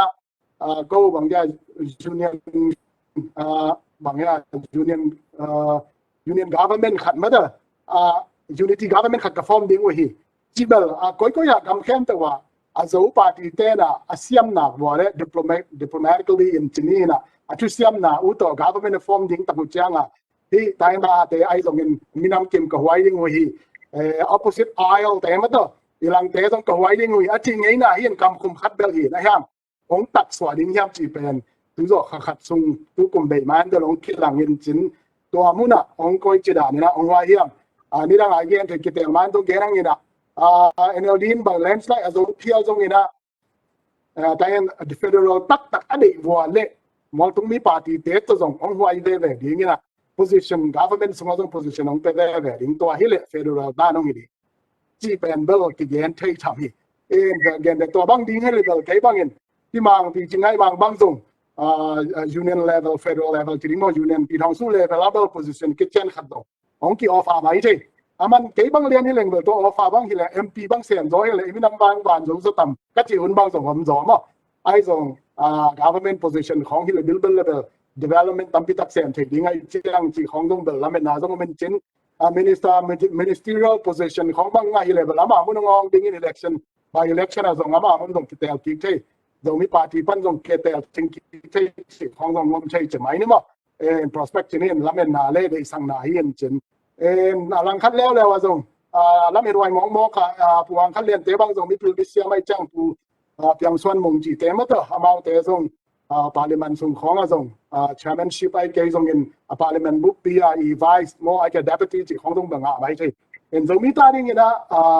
nung ta percent chupang piang na ka le lung kian na ding le I me nam be chi za dong ding na lamen na be ding hi pe ma lo hi lamen na tam pi ta pami ye bang in be zrai si ke pen ang tung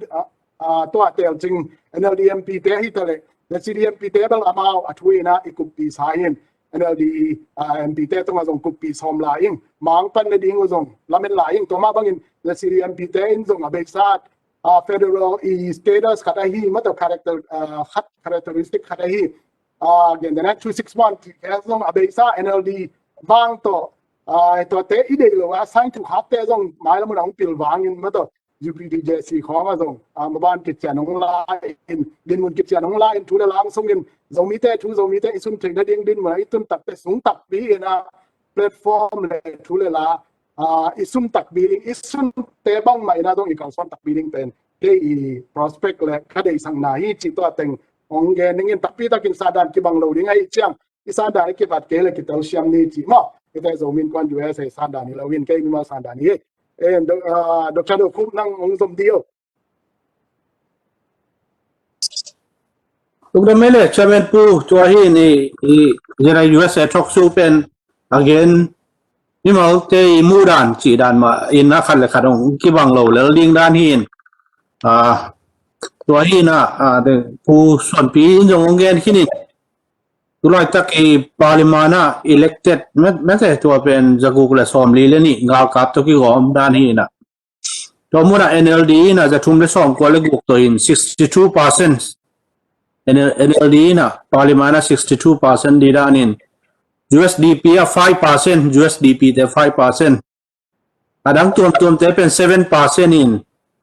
military pen denga pu Suanpi chi dan ma election ki bo thelo na teng hang to ong kiam chiang ngal kap te na 26% bang ong nga di dan chuakin na ong munong la di dan chuakin NLD bang tam jo sigma mang 62% pe kong hi ding dan hin I thei sadan ma wanji jong ka koi hi ne che to pi don khong to len to ki chama jong budget to mi to sidu usi chou chi ma bang ma pi ne le tai khem pe wa jong wanji bang mun ni la 25% ma 25 jong hi thei 26 jong hi thei mun khan nam be to ma ong la ding dan chuakin ke bang opposition ki chian kharangai sun da ni na ngit ke tel na chianga pen nge tena bang ina British khong banga UK khong banga parliament system ma jang hi na azo te na zo hilalin parliament azo party na chief minister jong nga pa in avek pia hi wedin ade ke ule akiga party dang ten hem khia chidan in opposition pen than ngi kholoina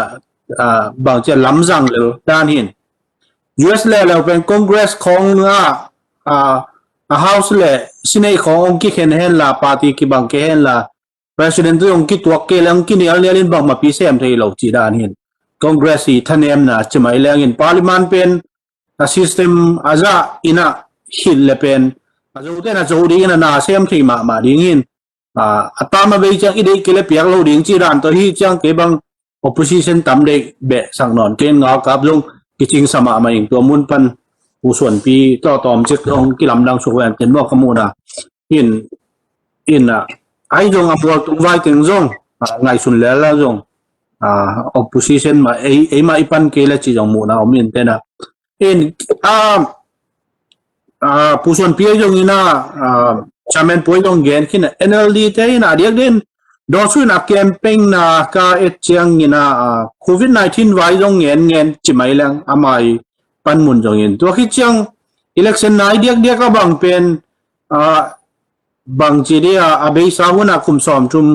kima kipan jong athuak na te kum tampi tak thunga kiat na te u ge jabang mali tai mu Dr. Zomi mong chi te por khoi jong tampi tak interview koi ina NLD chi pen athuak hi nga kap te bo sen na hi bangi to teng to aka ka hiang chi ranin nga kap te le USDP te nga ki le chi ki ding hiang chi pen akam to gen loang to tengin ama I campaign strategy bel to bul pu sama ma ing na abe sauna thuak na teng mo in nga kap uk na ala uaina to muna itun kilo na ding chip lamina bel a campaign ngai suning na IC je vai to jong credit nga COVID-19 jong credit nga จีดานเต็งนั่งไงสุนแรงตัวคิดเชียงเอากับลำเตะเลย USDP เบลมิวบาตาตนาจีลำหินักอโกเต็งมาอามาไงสุนนาเบลเกยมูนนานะฮีอัตไอเต็งอาเป็น NLD เตะตัวกิหอมบอลลิงินะอลังตัวบังงาดิงินะตัวคิดเชียงไตยันตาเต็งงินจง NLD เอ็นเทปโลไอเชียงตัวเต็งกิกอบเลี้ยงไอเป็นอลังวาลิงยังจีดานินโกเต็งเป็นอามามิวบาตาตนาลำมังไงสุนินNLD ตัวฮีเลยเป็นมิวบาตาเป็นส่งเสียวโจโลยังดิยังจีเต็งตัวเมื่อไอ้ดังอนาคิปันจงกำมงเข้าอินของเปล่าอินอุตันชีมาคิปันจงมตันชีเนี่ยตอนนี้ตัวรันถึงตรงนี้นะตัวลำนี้นะเป็นองค์ปะตาวอิจิรันไหมนะอามาจงปะตาวสักนี้นะคนละมังไปเขาเลยจิรันอามาวีบางทีอาลัมปีจูอิสุกินะโจหิน NLD นะโจจิรันน้ำมวยอย่างนี้นะไอ้จงเพย์สเตย์พูดไม่ใช่อามาวีresearch ball นะจุยบังไอ้เลยAugust September ลายเป็กจง NLD นะแลนสไลด์นะโจดิ้งเจ้าหอยตะกาไตเต็งเด็กบางมาหอยตะกาพูดละลักมันไม่ใช่ research ball สาวหินอินเกตจะนับบังอินะฮีเนสีปาติเตของบังเป็นมอเตอร์ของตัวบังตัววักเกสามันนะฮิวมอเตอร์ตัวบังตัวบีพีวักที่พอเราสุ่มของเราคิดเปียฮีนะตัวถึงเป็นวงอาจีของนี่ตัวเราไอ้ยองอาลิมลิมา50% ดิ้งอาจีฮิโลวินตัมโจเด็กเปรี้ยวจงอาจูดันสัวก็จะ NLD สร้างมาตัมงาโจโลเบกจีUSDP จงวงตัมปีตั้งงายอง NLD นะงาโจเวเบจีดันสัวขินตัวที่จะเดียกอิมัวตุงมีมุนเต็งปีนี้เนี่ยไต่เต็งเป็นท่าดิ้งจริงไอจุนบางอย่างคิดว่าฮัลโหลยามจีเป็นนิวส์มีเดียบางทีอันน่ะกิคุมมาหินพอขัดบางเนี่ยแต่บางมอนเตบางอาฮีเลยมีอุเรียนเตเป็นอีกครั้งนู้นเต้นจงเป็นมอเป้าจงเทนอนโลกอเป้าไปกับเป้าตาจิมอกินนะตัวมาปันจงฮักษาจีดานของอาเกนมอตัวหินก็เตอินฟุนจงตามินามอนเตอินะตัวที่จังบาดจะดากิปันเละงากับมาอินคำเป้าถึงของมาจงเป้าลับสามินเชียนิจีจงตัวด้านมันนะก็เตอินะจงตั้มปีตักมุนตั้มปีตักอัลลักขินินตัวที่จะอาเซียนเตจงตัวมีนักขี้เข็นของตัว NLD เป็นถ้าอาเจลอีชีเป็นเบลกอลเตมาจงอาคบิเลียนติงชีพวยเซนทับยันนัตตัมหินตัวด้านนั้นเชียนปีเนี่ยอีชีปงมอหังเป็นเชียนเตเบกอีมุนงาหินอลเราเชียงอีตัวจงเป็นอีคิปอกกี่ดิ้งนานสวงมอกัจฉินจงตัวด้านนี้กัจฉินงามิจิมอหังอาชีพมินิสตาเตอุดิ้งจงกัจฉินเตจีเจ้าพวกมหังเชียนนี่จงตั้มมาไม่จีของกับมาเป่าจงมีนะเชียนนี่จงตั้มกอลเตมาจงมิจินะกิมของจงพากันกิมของจงกอลเตมาตั้มฮิกินกัจฉินเตจงมางำมาอัลเลมขลโลด่านสวกินจะใครจีด่านแล้วก็ชินปีเนจีของเอเป็นบางจีเดียคิปหลายเดียวจิไม่เลี้ยงชินปีเนบางแต่ยันแต่ยี่วันจีบางองพอขัดเลี้ยงเราดิ้งมีน้ำดังเตงนายเราจีด่านหินไอ้จงอีปีเนเต็งเป็นเอ็นมัวตรงมีเบกดิ้งอีสักเลยกอลเตนจงตรงจากบางคินตาฮีจีอีพอกดิ้งไม่ได้ตัวด้านหินตัวคิดเชียงนี่นะฟลามาเชลิจาฮาวีอามาอีเกนนะบางเบลNLD แต่กุมพิเลนหลายด้านสวกินโปรเจกต์พอขัดเป็นเบล election กีมาของพ่อขัดแกอินเต็งส่งมาเต็งสกิมของเบลงฮีแกอินไม่ได้ปูเรียนรวยแต่พอเขามาสวกดีเวนมั้งตัวแต่คู่จับของมาจงผมตัวคิดจะงากับไว้จงเบลเปล่าละเป็นตัวคิดจะเดต้ามาจีนก็เว็บไซต์ของพอขัดเบลขวดแต่ภาษาของเบลอมซามินอามาเลเซียเซมด้านไอเจียงอามาเป็น NLD แต่อินะตัวขวดเชียตัวละงาดิ้งจีหอยตะกาเดต้าเข้าอินนะอาโจกาบโลนามุนเตบางเลยตัวไลฟ์โฟกัสตัวมุนะว่าไปเป้าฮีตัวเป็น CNLD เป็นตัวมุนะท่านเอมีอย่างจีด่านของอะไรเงี้ยอินนะท่านเอมนาแต่หอยตะการีวิวกินอีที่สดานมาออกตุบาค่ะไลน์ปอดไม่ใช่ขลังไลน์ปอดของอีเตดิมโพสของและขลังฝรั่งลำปอเขาเนี่ยพูดลงลาอินนะ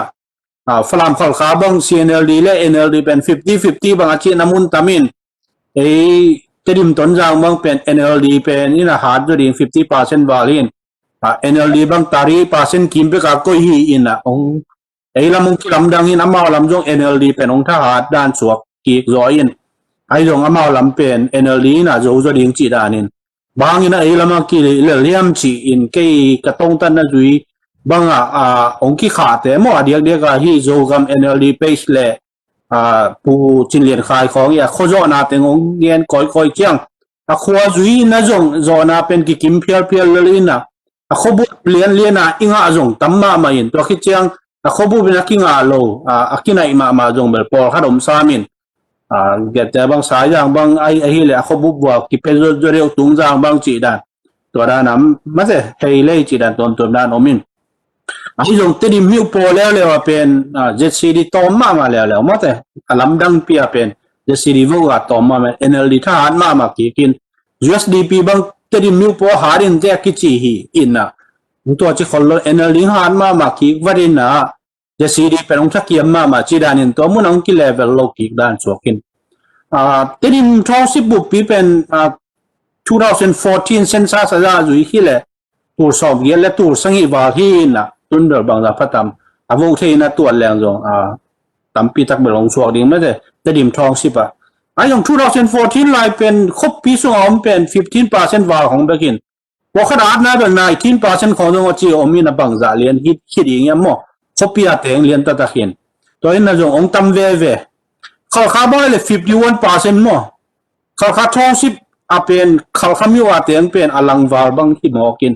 มิวโปเป็นมาโฟกัสมาดีร้านสวกได้มา 51% ต้นจากนั้นเป็น13% ของจีน2014นะ14-15ข้อก่อยแรงตัวหินโจไบเดนบางอินงมุงโจเขียจีเป็นเขาพิเลียนติงมาจงโฟกัสหินปาร์ตี้จงนำเตียนจงก่อยมุนาเมตังกิงอาเทจีจงเอียดดิ่งหินตัวที่จะขวาด้านะกิโวหนเปลี่ยนออกมาเชียงแกอีมุนาเบลเฮาส์เต็นทูในมาเปลี่ยนดิ่งหินลำเมนิงหินทูในเปลี่ยนเฮาส์เตฮิลายินเฮาส์เต็นจะกันไม้ได้ฮิลังขบุบากิโวเทฮิลายินทำพันนาหิงเป็นหิงจีดานินตัวด้านจงอมินเตนะเอเป็นมอเตอร์ไซค์ซ้อมดุมเป็นกิปายนะขวาเตะซ้ายกิตามจอยนะตัวเป็น Facebook ก็ฮิจังที่แต่ถ้าดิ่งไอจีเป็นตัวเป็นวอลองคิด translate ของเราไม่แต่วอลตั้งองดิ่งของเราด่านนี่นะมวยตัวยินไปแล้วมาจงอีกแกปิ้งด่านจง data หอยตะกินนะหินะ analyze หอยตะ research หินะคอยมุนัทเนมาคอยมุนัทหาที่ยำจีเป็นหอยตะกินนะกันแรงจงเป็นกว่าดิ่งจงอเลมดิ่งนะมวยตัวหินะแกได้สักบังดร.ซาซันบังหินะชินปีเนี่ยบุบเป็นหอยตะกิสามียำจีเป็นบุ๊กเล็ตคอยนักบอลลิงจีแกหินะproject ding te mo hoita ka gel hindanin machi minister ing bel hiet lo sam na ven to dong ha ke tat ke ina I sangam ten pen asep ding project pen kum tampi ta ka jong na nei hin tun jong kum nga sung teng hilo na ni ra sung teng asep ding pen book le da hi dina to hop ke ding na chi bang hi ke in mikimin pen isep ding pen nei gu gim na nei ki chi tek samin na ai jong lai ma to atek te ka hiบางเชียงตั้งตุงก็ย่ำจีฮีเต้นเป็นอิมมอทิเวชันลำมีปิวแต่บางเอียดเชียงบางมันแต่ฮีตุกุมสุงเตียนฮิตเองฮีนี่ไงเจียน้ำพัดกัวกินนะขัดปัญงาดงบ้านนะนี่ซิมินะซิมเพียลิงนะตัวน่ะพงขัดดิ้งนะตัวกิตังตุงฮีจีรานินคัมปานีแต่ตรงไอ้เลยตั้งตุงนั่นดิโอเมนตัวเป็นบางเชียงกิตังตุงเราย่ำจีรีวิวเดนะฮีอุเป็นลมลำเต้นจิไม่แรงมิวดอลำกีมาลำเต้นเป็นตัวนั้นโปรเจกต์ของนั่นเองนะVP2 ของไอ้ตรงนี้นะดองซานซูจีของไอ้ตรงมา access นั่นเองตรงนี้ตัวเต็งเป็นโปรเจกต์เต็งนักเรียนนี่นะตัวเต็งต้องเล่มินดร.ซาซานบางนี่นะองเรียนแก่อินะZogam บุปผาดิ่งอินะอิเซปดิ่งด้านหินะพวกที่สัมจอจีนะจุยอินะองเรียนไอ้ตัวดิมลำมาวันแรงจีของเด็กตะการองเรียนนี่นะชิงสเตย์บุปผิวดิ้งขันตรงนั้นดิ้งเป็นมาโปรเจกต์นี่นะเกลนานี่นะตัวเต็งเป็นมีปีนจงทุบปีกิสายนะตัวเต็งมาจงเห็นเกี่ยงดร.ซาซันบางแบบทุบปีกสังนะมุนตั้มมาไม่เห็นตัวด้านนะมันกีบนานี่นะตัวเต็งเป็นลุยจากไว้ด้านขัดบังสามีนะพวกกระชีเจ้าตั้งตรงจงเกี่ยวบังเจ้าเงินจีดานี่ไอ้จง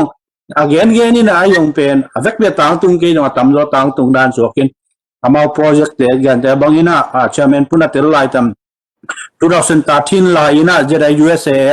le CNF เต Indianapolis กิมุลายของอามาเป็นChin State Constitution ดิ้งจีของ โปรเจกต์บอลลิงเต็งของเป็นตอมไปองเงี้ยนี่นะตัวเต็งของมาไม่ได้ชินยูนิเวอร์ซิตี้จีมายูนิเวอร์ซิตี้ลิงเต็งของมาองเงี้ยนี่หลายอันนั้นดิกเด็กนะตัวเต็งเป็นตุนักกองเต็งพ่อพอยมจีบังเฮบังตัวด้านอังไงสุนดานเฮเองมา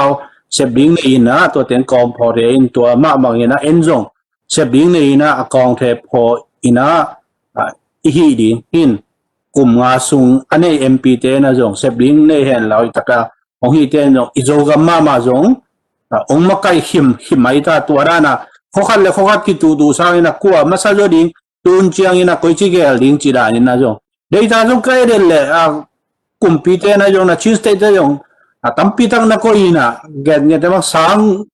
กัวขวดเต็งอมตัวคิดจะแต่ในซีจงกัวเต็งอมจีของบางของเป็นabis sahun bang lo de ta ka tampi tang na ki koi ke ve samin ade ta hoi ta kina khore ka koi mu na ki sam zo de uchi dana imi wa ya ki pan jong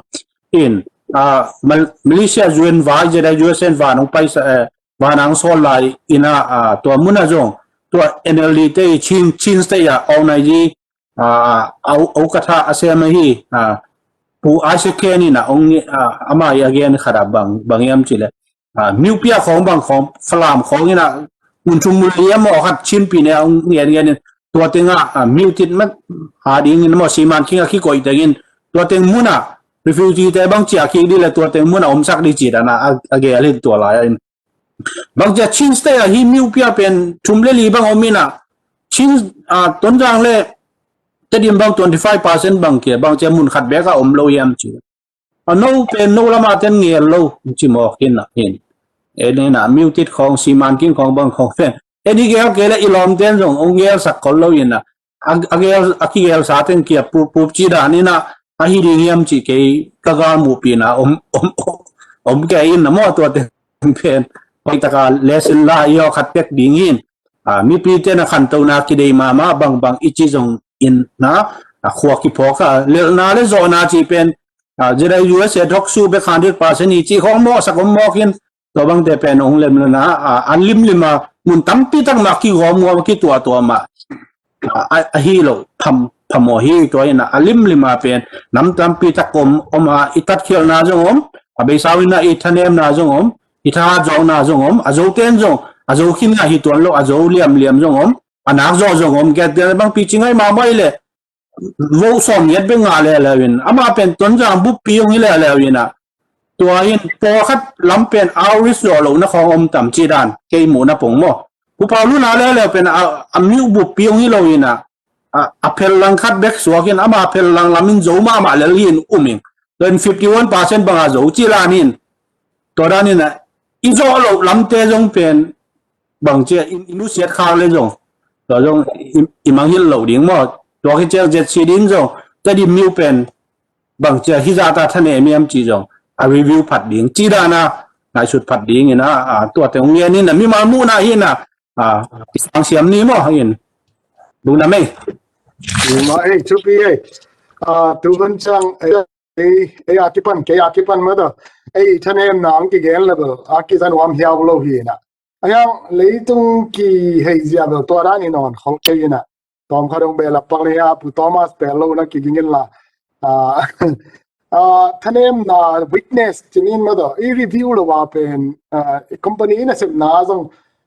weekly บางทีน่าเกี่ยวรีวิวไว้แบบไปสักการส่งนะเกี่ยวรีวิวอินตัวนั้นตามขัดส่งบางรีวิวลิงก์จีนะตัวรีวิวโลปีนะมาอินโนดสมามีดังเตะหางอันเลวกว่าเลยละอีกตัวหมอกเลเวลบางทีส่งมีน้ำอดีตกินตุลาตั้งมันเกินไหมนี่มีน้ำปาร์ตี้มาส่งกว่าเลยละมึงสวกไอจังมีน้ำปาร์ตี้อีกทีส่งจิงตากเราอย่างจีบกิเกนงำเพ่แล้วลิงนี่ตัวคิดจังเดี๋ยวดร.เดวคุบเกนมาต่อ2015 election อามันคิดเพดินส่งอย่างว่าคิดตัวหมอเซล MP แต่จิงทักเตะส่งกูปีเซลข้างนี่นะจะได้เวสท็อกชูเบลหินาไอเกนตัวอะไรนะมีมาเล่นส่งได้จากกินกิสัยไอเกลตัวปอเขาเดี๋ยวจะอ่านน้องแต่เรื่องกิสัยจีนี่นะว่าคิดคนหล่อเซลเล่นตุนเป็นชุด2020ตัดเตะปาร์ตี้ขับเบกินอนเราเป็นอะไรละเตะจิงตาสวกไอจังนะสวกตะกินเกนเทตาอีจังบางเฮเลมาสเตอร์เพลนมาส่งก็จะมาดิ่งเดียกินอเบซ่าโอเวอร์ดิวปอขัดมาต่อ development overdue as a kai lokinta itwan tol tengbel hi tam sungina pelo minor ding lo chingding ai kele tang tun ding chi bel lai pa ma to ka tang khin dan mai na ong khin ke volleyball i thailo ding hi the cd nld mp kwa ma pe ma da en to bel a support a te talen tang pi tang tai na bang hi le ito son lo phamo adia kin cs o te bangin long to son lo phamo hi chen adia kin ko gambu pa landslide party khatin dena bu Suanpi chi takin zawai hit nong sang mai check and balance ding pen tang pi tang ading ai kele Kipawlna ngo cs o teng bek mangom ding in to te mai na ania na ya suna zan mai na ito son ke lang i thailo ding mean 100 days plan ni chi dena to do Khup gen ma wen nei ai le bahangin nei lo ding yam ma to outstanding ma overdue ma tarim za thopi vai district vai chi te ma to in 2018 lai ka song Teelcing mp te to again that us min do ai phia song in len nu pa vai gu lu mol vai ma to kite wang no range development vai chi te khong pen bel again de kinon lo ding ina ong tak so in ga tang kai da ni na lai pai ma to thule la ma to akipan apati alanga ong kidemina ga tang ka in planning ong ni ding bel to chu people mind te agwa le te in zong bel ba hangina cha mi tunga mo son loading in a weakness zong a reviewing to pen leitung ngei na hi aria ken political party te ngei na hi chi bel to khete ka gen be no kha mai tang ina ki mu hi le zong ka ki mu chang lo ka gen lo phamo ka to tu lian lai ta ka terim tanjang lam pa da cd nld pa na mp te to mirang i pe ma lo ini pi sapi ikit wa pi teng ma hi chang ka gen lo phamo khata en nld gam bubin pen ko nld zong ta na party ma hi hung enun champion ha to te hi ma da to khit chang ina to chi bang hi chi in nidang ina pu thang khan genin Indian constitution sunga mp khadina bang party pana Teelcing zong in ama i bial sunga ring in thule la khat asuna ama party a hol khepial zong in mp hi na tan lobin a parliament sunga thu asun te ale ama i bang chring ya a pen agenda alu zo ke phial le zong ama le bang kitop ding resign ai ke le nuak ding to khit chang by election om ding in Kiteelpi le zong to mun ma tu ki rin to chi banga ni le chum ve hi le a parliament in amai agenda pen kip sak lo phamo hi chi khat Indian constitution sunga am chin Zogam constitution sunga bel ominum kengin ai hang parliament pan mp na pan top zen ding bel Zogam sunga to bang tang to belom na inum khong kengin ai zongin nld party sunga achia zomi nld hing achitena taina te hi party hi chia akilam ai hi le banghangin si sunga taina te akimina khwairan danina omlo hiam chi khong to khit chang ina amao I decision maker a hi ma da central committee ati sunga banghangin taina te ben Zogam kilam zia ma ina taina te na khoni kim vote kim nga the ina ding ina lamlo hiam chi khong khit te chen pi ne level ma da en tun zong terim tan jang pa ni na chen pi ne nld committee sunga zong si khalani zong ben chen hang thu vai hom pi alutang pi bal ki hilo chi bal kila en toite tu tung tanga banghang ina new ne kimin I ham phat na pen kitu den ke I chiang ina simpi ne level ma do nld party sunga banghang ina khwera ina omlo yam chi khong dong pen nld mp te tunga zong ka ku pi no khat bel om pe ma hi hayang hok chu ai ge ni potin holin na chiang in mi mang san dan hin chin en mai la bu no bel ki mu na ka nei level ka gen wa phamo ka to din dana do ka do khu bi analysis hoi ka sak khat en Zomi-te pen beisa minam party in zong strategy agel khia khatabel tadim nai ngan ni chapadi ang nei na sai sang kampau omangin te sang kampau omangin ai zong in dim kampau omangin ai zong in rakhi chang khono kampau omangin chi pen beisa honin to teng to zong ai silong mu ki thu to na ki pum khan na pen ki seden ke ai ke zong ina ki thu to na ding tampi mun tampi zong maban tampi khak tanin tampi takin to pe om lai ma dan khat le por kharin zong hi ke ve ngo minam khat chi khat sakat sanghamu na lai zong khareng Zomi Innkuan USA dan mai ki chi takin ki sang thei khang thak tampi takin sang thei ta ina I kampa wai zong ni khwale tu akilam dan ha yum na biang na kilam dan ha minam khari na to ki por khom thei chi pen Paul Khadin Nazang Zang Lai Chmainin over 60 Zolip Dain Chinina I Kele Bang Chile Baby Puma Ten to Bang Vian Nazang Lai Le Kilovin Tua election Tung Tanga Zomi-te Suma Khan Lona Khadam Pen Tua Kizang Non Lo Tua E strategy Pen Non Lo Ichi Pen Khang Suma Kimute Sai and Tua Dam to planning is Wayang Kilo Ching Non Lovin Kana Party Lang Up in then I don't know who is how certain two days, Chikazong, two Tangena, Tumpani, Kasakat, how certain Kiza Tang Mama in a Hitchiga Ben, Bang Nichlang, Langkate, Mosangna, Sumlepai, Tozong Votanki, Tilehi, Minima, and a lady out in Zong in Sumlepan Kipia in a secret for a man and a party policy in equality in a Ide cut the tail lang, about Piatate, a Sumong Petena, Angmu to unload Chilang. Hayang at Liana. It was just that low, below Berlin. Amakai had house, I is on house. I tell qualities what to do, pen, Amakai pen, Kadamala, to a two pen, Kimang Mama, Laichi will get known. Tuck poke my again, and that size eyes on in Kap, there he's on in Tus, eyes on in Mother. He should work to Hut Ben, no away, political force adding in Khup, Langh, I kick and sang it up for Munkaraman, Panamsa, and Chinayang, a kitchen to a hut ben to hut. A Pao is on Kampale, the Punto, Viki Hom Rosoin for party policy, party capacity, performance, tele, Quality Sunga, Kilem na ina, Viki Homs or Ichi, Kimutain. Zomi-te in a ho nam to is a zoing. Zomi Sunga, Nidanga, Bangtria, Belepung, Kampao, Kondo Kikan Tepen, a baby and Tai Chang Topen, Lunkimo Ichi, Imbela, Tampi again, kind sorry, Until Shambo. Thomas nang ong bela pin la nang boyan ta khite I hun ziaw som ni lúc nào mấy cái gen ding bel tam non cái mo bang em chile doctor do khu ấy giống na khu Suanpi giống na chairman pu moderator pu na vek gen kin na vek pi kawa kin in ken ka be lam nam na bel nam ni nam chum min to bang chia atom the ten gen ngena in tu tung in NLD bang in bel bang landslide ama 2015 la ya bang chia azo sanga pen ja khai nong tam zo bek tham lowa tu tung pen apia tat ma azo hi na in polkhaten jong bel lamnang ki save ve mo in ke mun tak bel dena chi dan mai na dong san su ji I u song mu mo dong san su ji I u song mu hin oming mo to pen ke tong ta chet he na in dong san su chi pen tu dong chang ma ami pi te ai zong na akwa ko na mon na ne in na ne toy man na dong san su ji I mate ama I swan song chel le mi pi te in dong san su ji tunga ai na le amon na hang hin te chi to khat moing mate ta chang ani na pen bel dena social media lamnong hat mo social media lamnong hat ve u mo gente na dena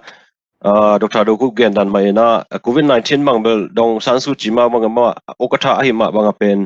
COVID-19 mang bel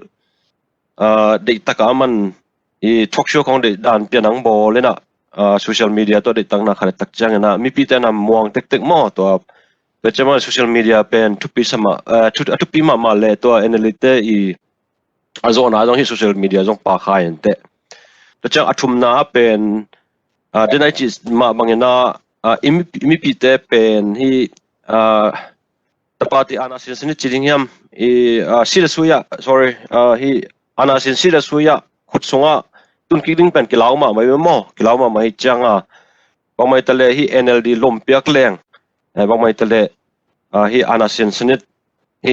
galkap dek galkap te I ana sin sinida tungnon lo ding chi khat pen mi pi ten na mudan hi tok mo toy manina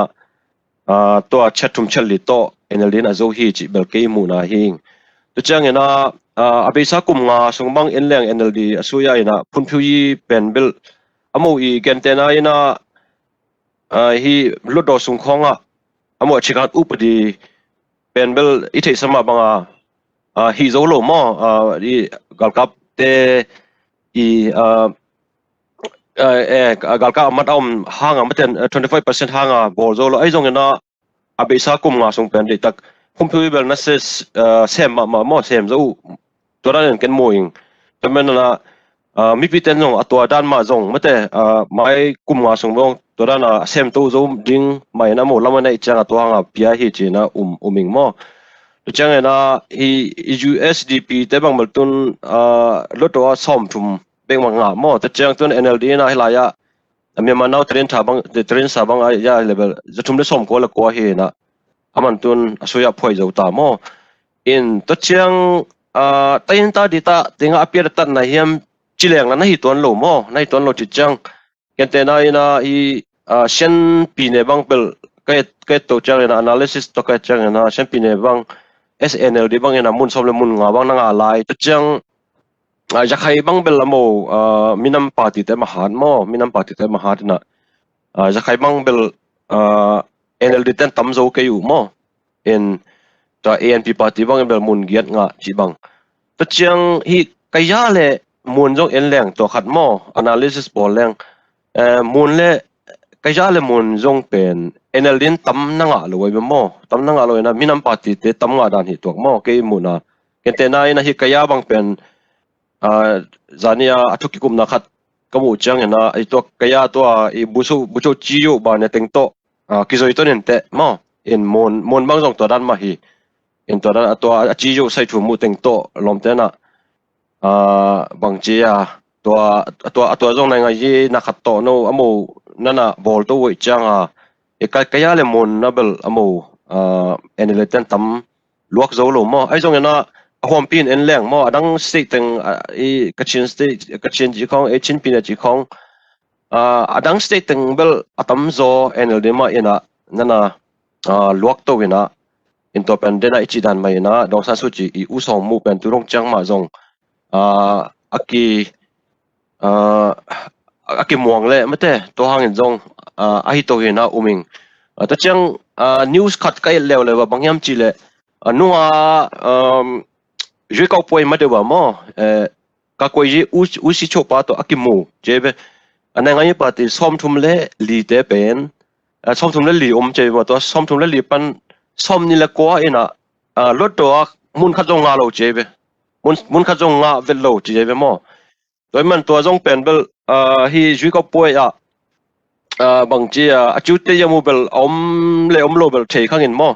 ai jong na mi pi te mu na pen to akimu te jong amo vo lo ding chi dan khat jong siong je om lo hang na mi pi te mu na bel ingal kap to ki zoi tun pian te bel amo ka chi dan mai na ana sin sinit pen kilaw ve ve tai cha mo to hangin jong ai tam chi dan khan mate to ai mana ngai pa ti som thum le li pana som ni le kwai na mun khat jong nga lo che be mo la mo analysis bol na mo en to khat en to chang thupi ka sak khada pen tun NLD party na tu ni zan tu ni che no ba kha som ni nung ni la yana hi tayin ta party ting mo tayin ta party ting amo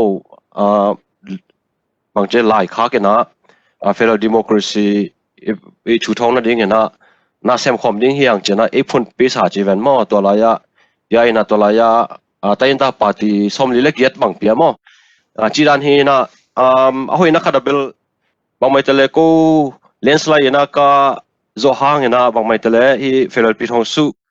หอยนั่นเองนะกูปาร์ตี้ขัดเบกตัวเปียงเราเดียงไงมันมีน้ำปาร์ตี้เต็งจงน้องความกูเลี้ยงเหตุชีดันขนาดเล็ดการจูสูเป็นเบลทุกปีสายมั้งแต่จังได้ในจีดันไม่นะอีปีทองสู้รถโดอีจีจังนะปาร์ตี้ขัดเบกตัวจงกิมคนโลมั้งแต่มันนะแต่ยันตาปาร์ตี้จงเป็นงุ่มโลพมอดันเห็นแต่จังตุนได้ในกิจวัตรนั้นก็แก่ดันไม่นะเห็นตุนที่ NLD นะที่บางอ่ะไม่แต่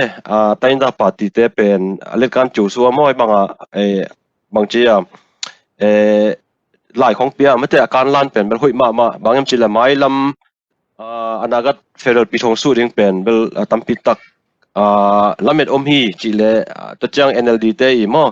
ตัวอารุสองเช็ดกัดเป็นหุ่ยก็สักหนามตัวมันเนี่ยนะปีทองสู้ลดดอจงบางวันทะเลอามูปาร์ตี้คัดเบกันเซมเทโลมั้งตัวมันเนี่ยนะแต่อินตาปาร์ตี้ตัวอากิปอลพมอเวจีคาเจนะตุตุงเป็นเบล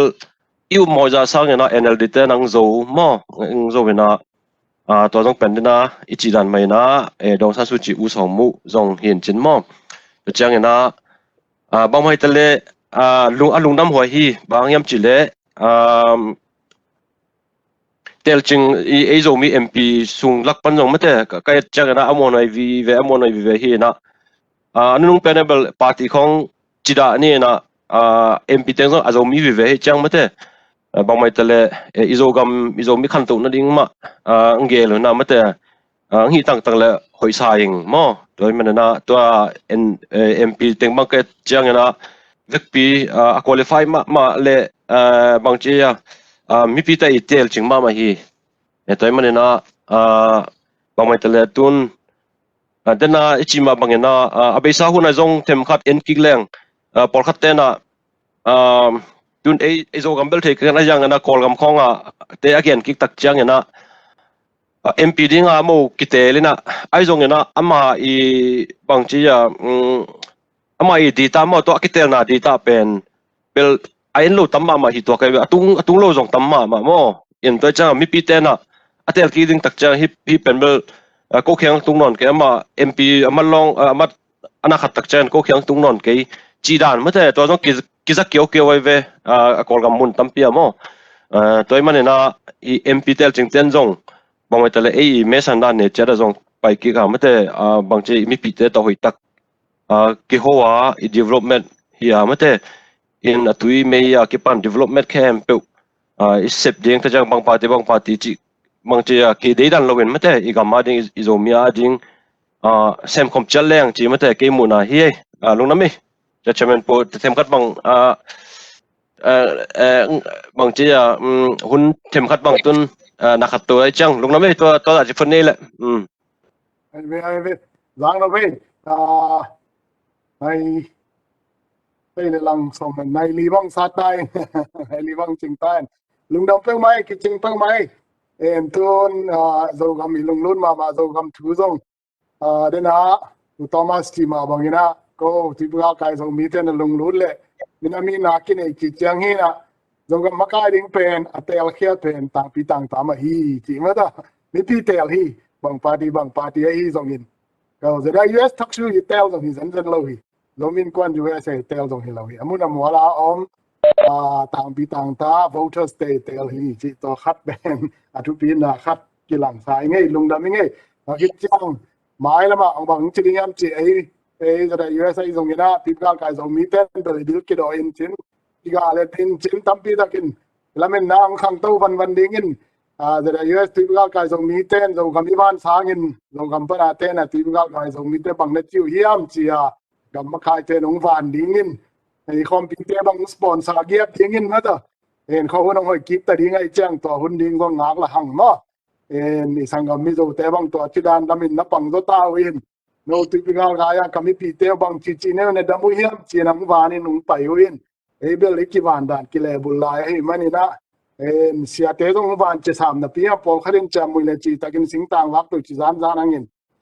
ai la muna bang bai zong in zo company na makai ta dong van zo ta ding hi chi ding ina thung it ding hin te en tu zo bang chi ding ya kol kam pai dan hi le January khasung khong jong dam damang ki lai to ta ding in Zogam to ki sain ariakin khangno tampi takin Zomi movement zong ki lung lun ma mai chang Zomi Innkuan USA in Zomi movement to ki sai ko lama ton ding chi ma da ma pan na ding to ki sai zong kho hun zong hoi ta ding pandemic zong ong be ta ding ai na vaccine zong ngom ta ding ai chiang ina Zomi movement ma ban zong hi thein panina ma ki pang ding hi adiakin 2021 February Zomi nam ni kim bang chiang in Zogam lam hi tale ti ga kai Zomi lam hi tale isep khop ding zong tampi ta ko ngom to yin ming to amuna adiakin testing chini na adiakin Zomi party ai zong minam party te ading in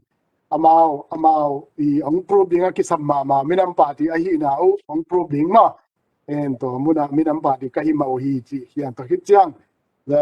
social media tampi takin gen ina Zomi movement chi khong minam party chi khong ni me na pang kam chi ding ya kam tunglung ki tu na chi ding mo ki gen ja jen kalungul ki ge khata the syria hi nl hi zong in kam makai te hi zong in bang hiam Zomi movement chi pen lim ta ka I define ding mo khian na là cái tăng cái nào mà in lại phải mà to khum ding là khi chăng cái năm pa thì ít chỉ tế bằng chỉ tế hiam chỉ linh tặng mày na Dinmun cái chian ý này xin sending pen bel hun lo mà ta hi chỉ bel cái bang in lung gun phari cái ngay bang mai trong lung đam ấy khoáng gian tai chang na nak pi takin lung đam hi giờ này US talk show ang in mà to sang le khang sim la ma typical khat para om lai zam ule nào nule pa ko ma pe nak pi takin lung đam hi chi lung đam chuang puaking mai mana ini ba mana Mabante amapan khop thei ding am chiang na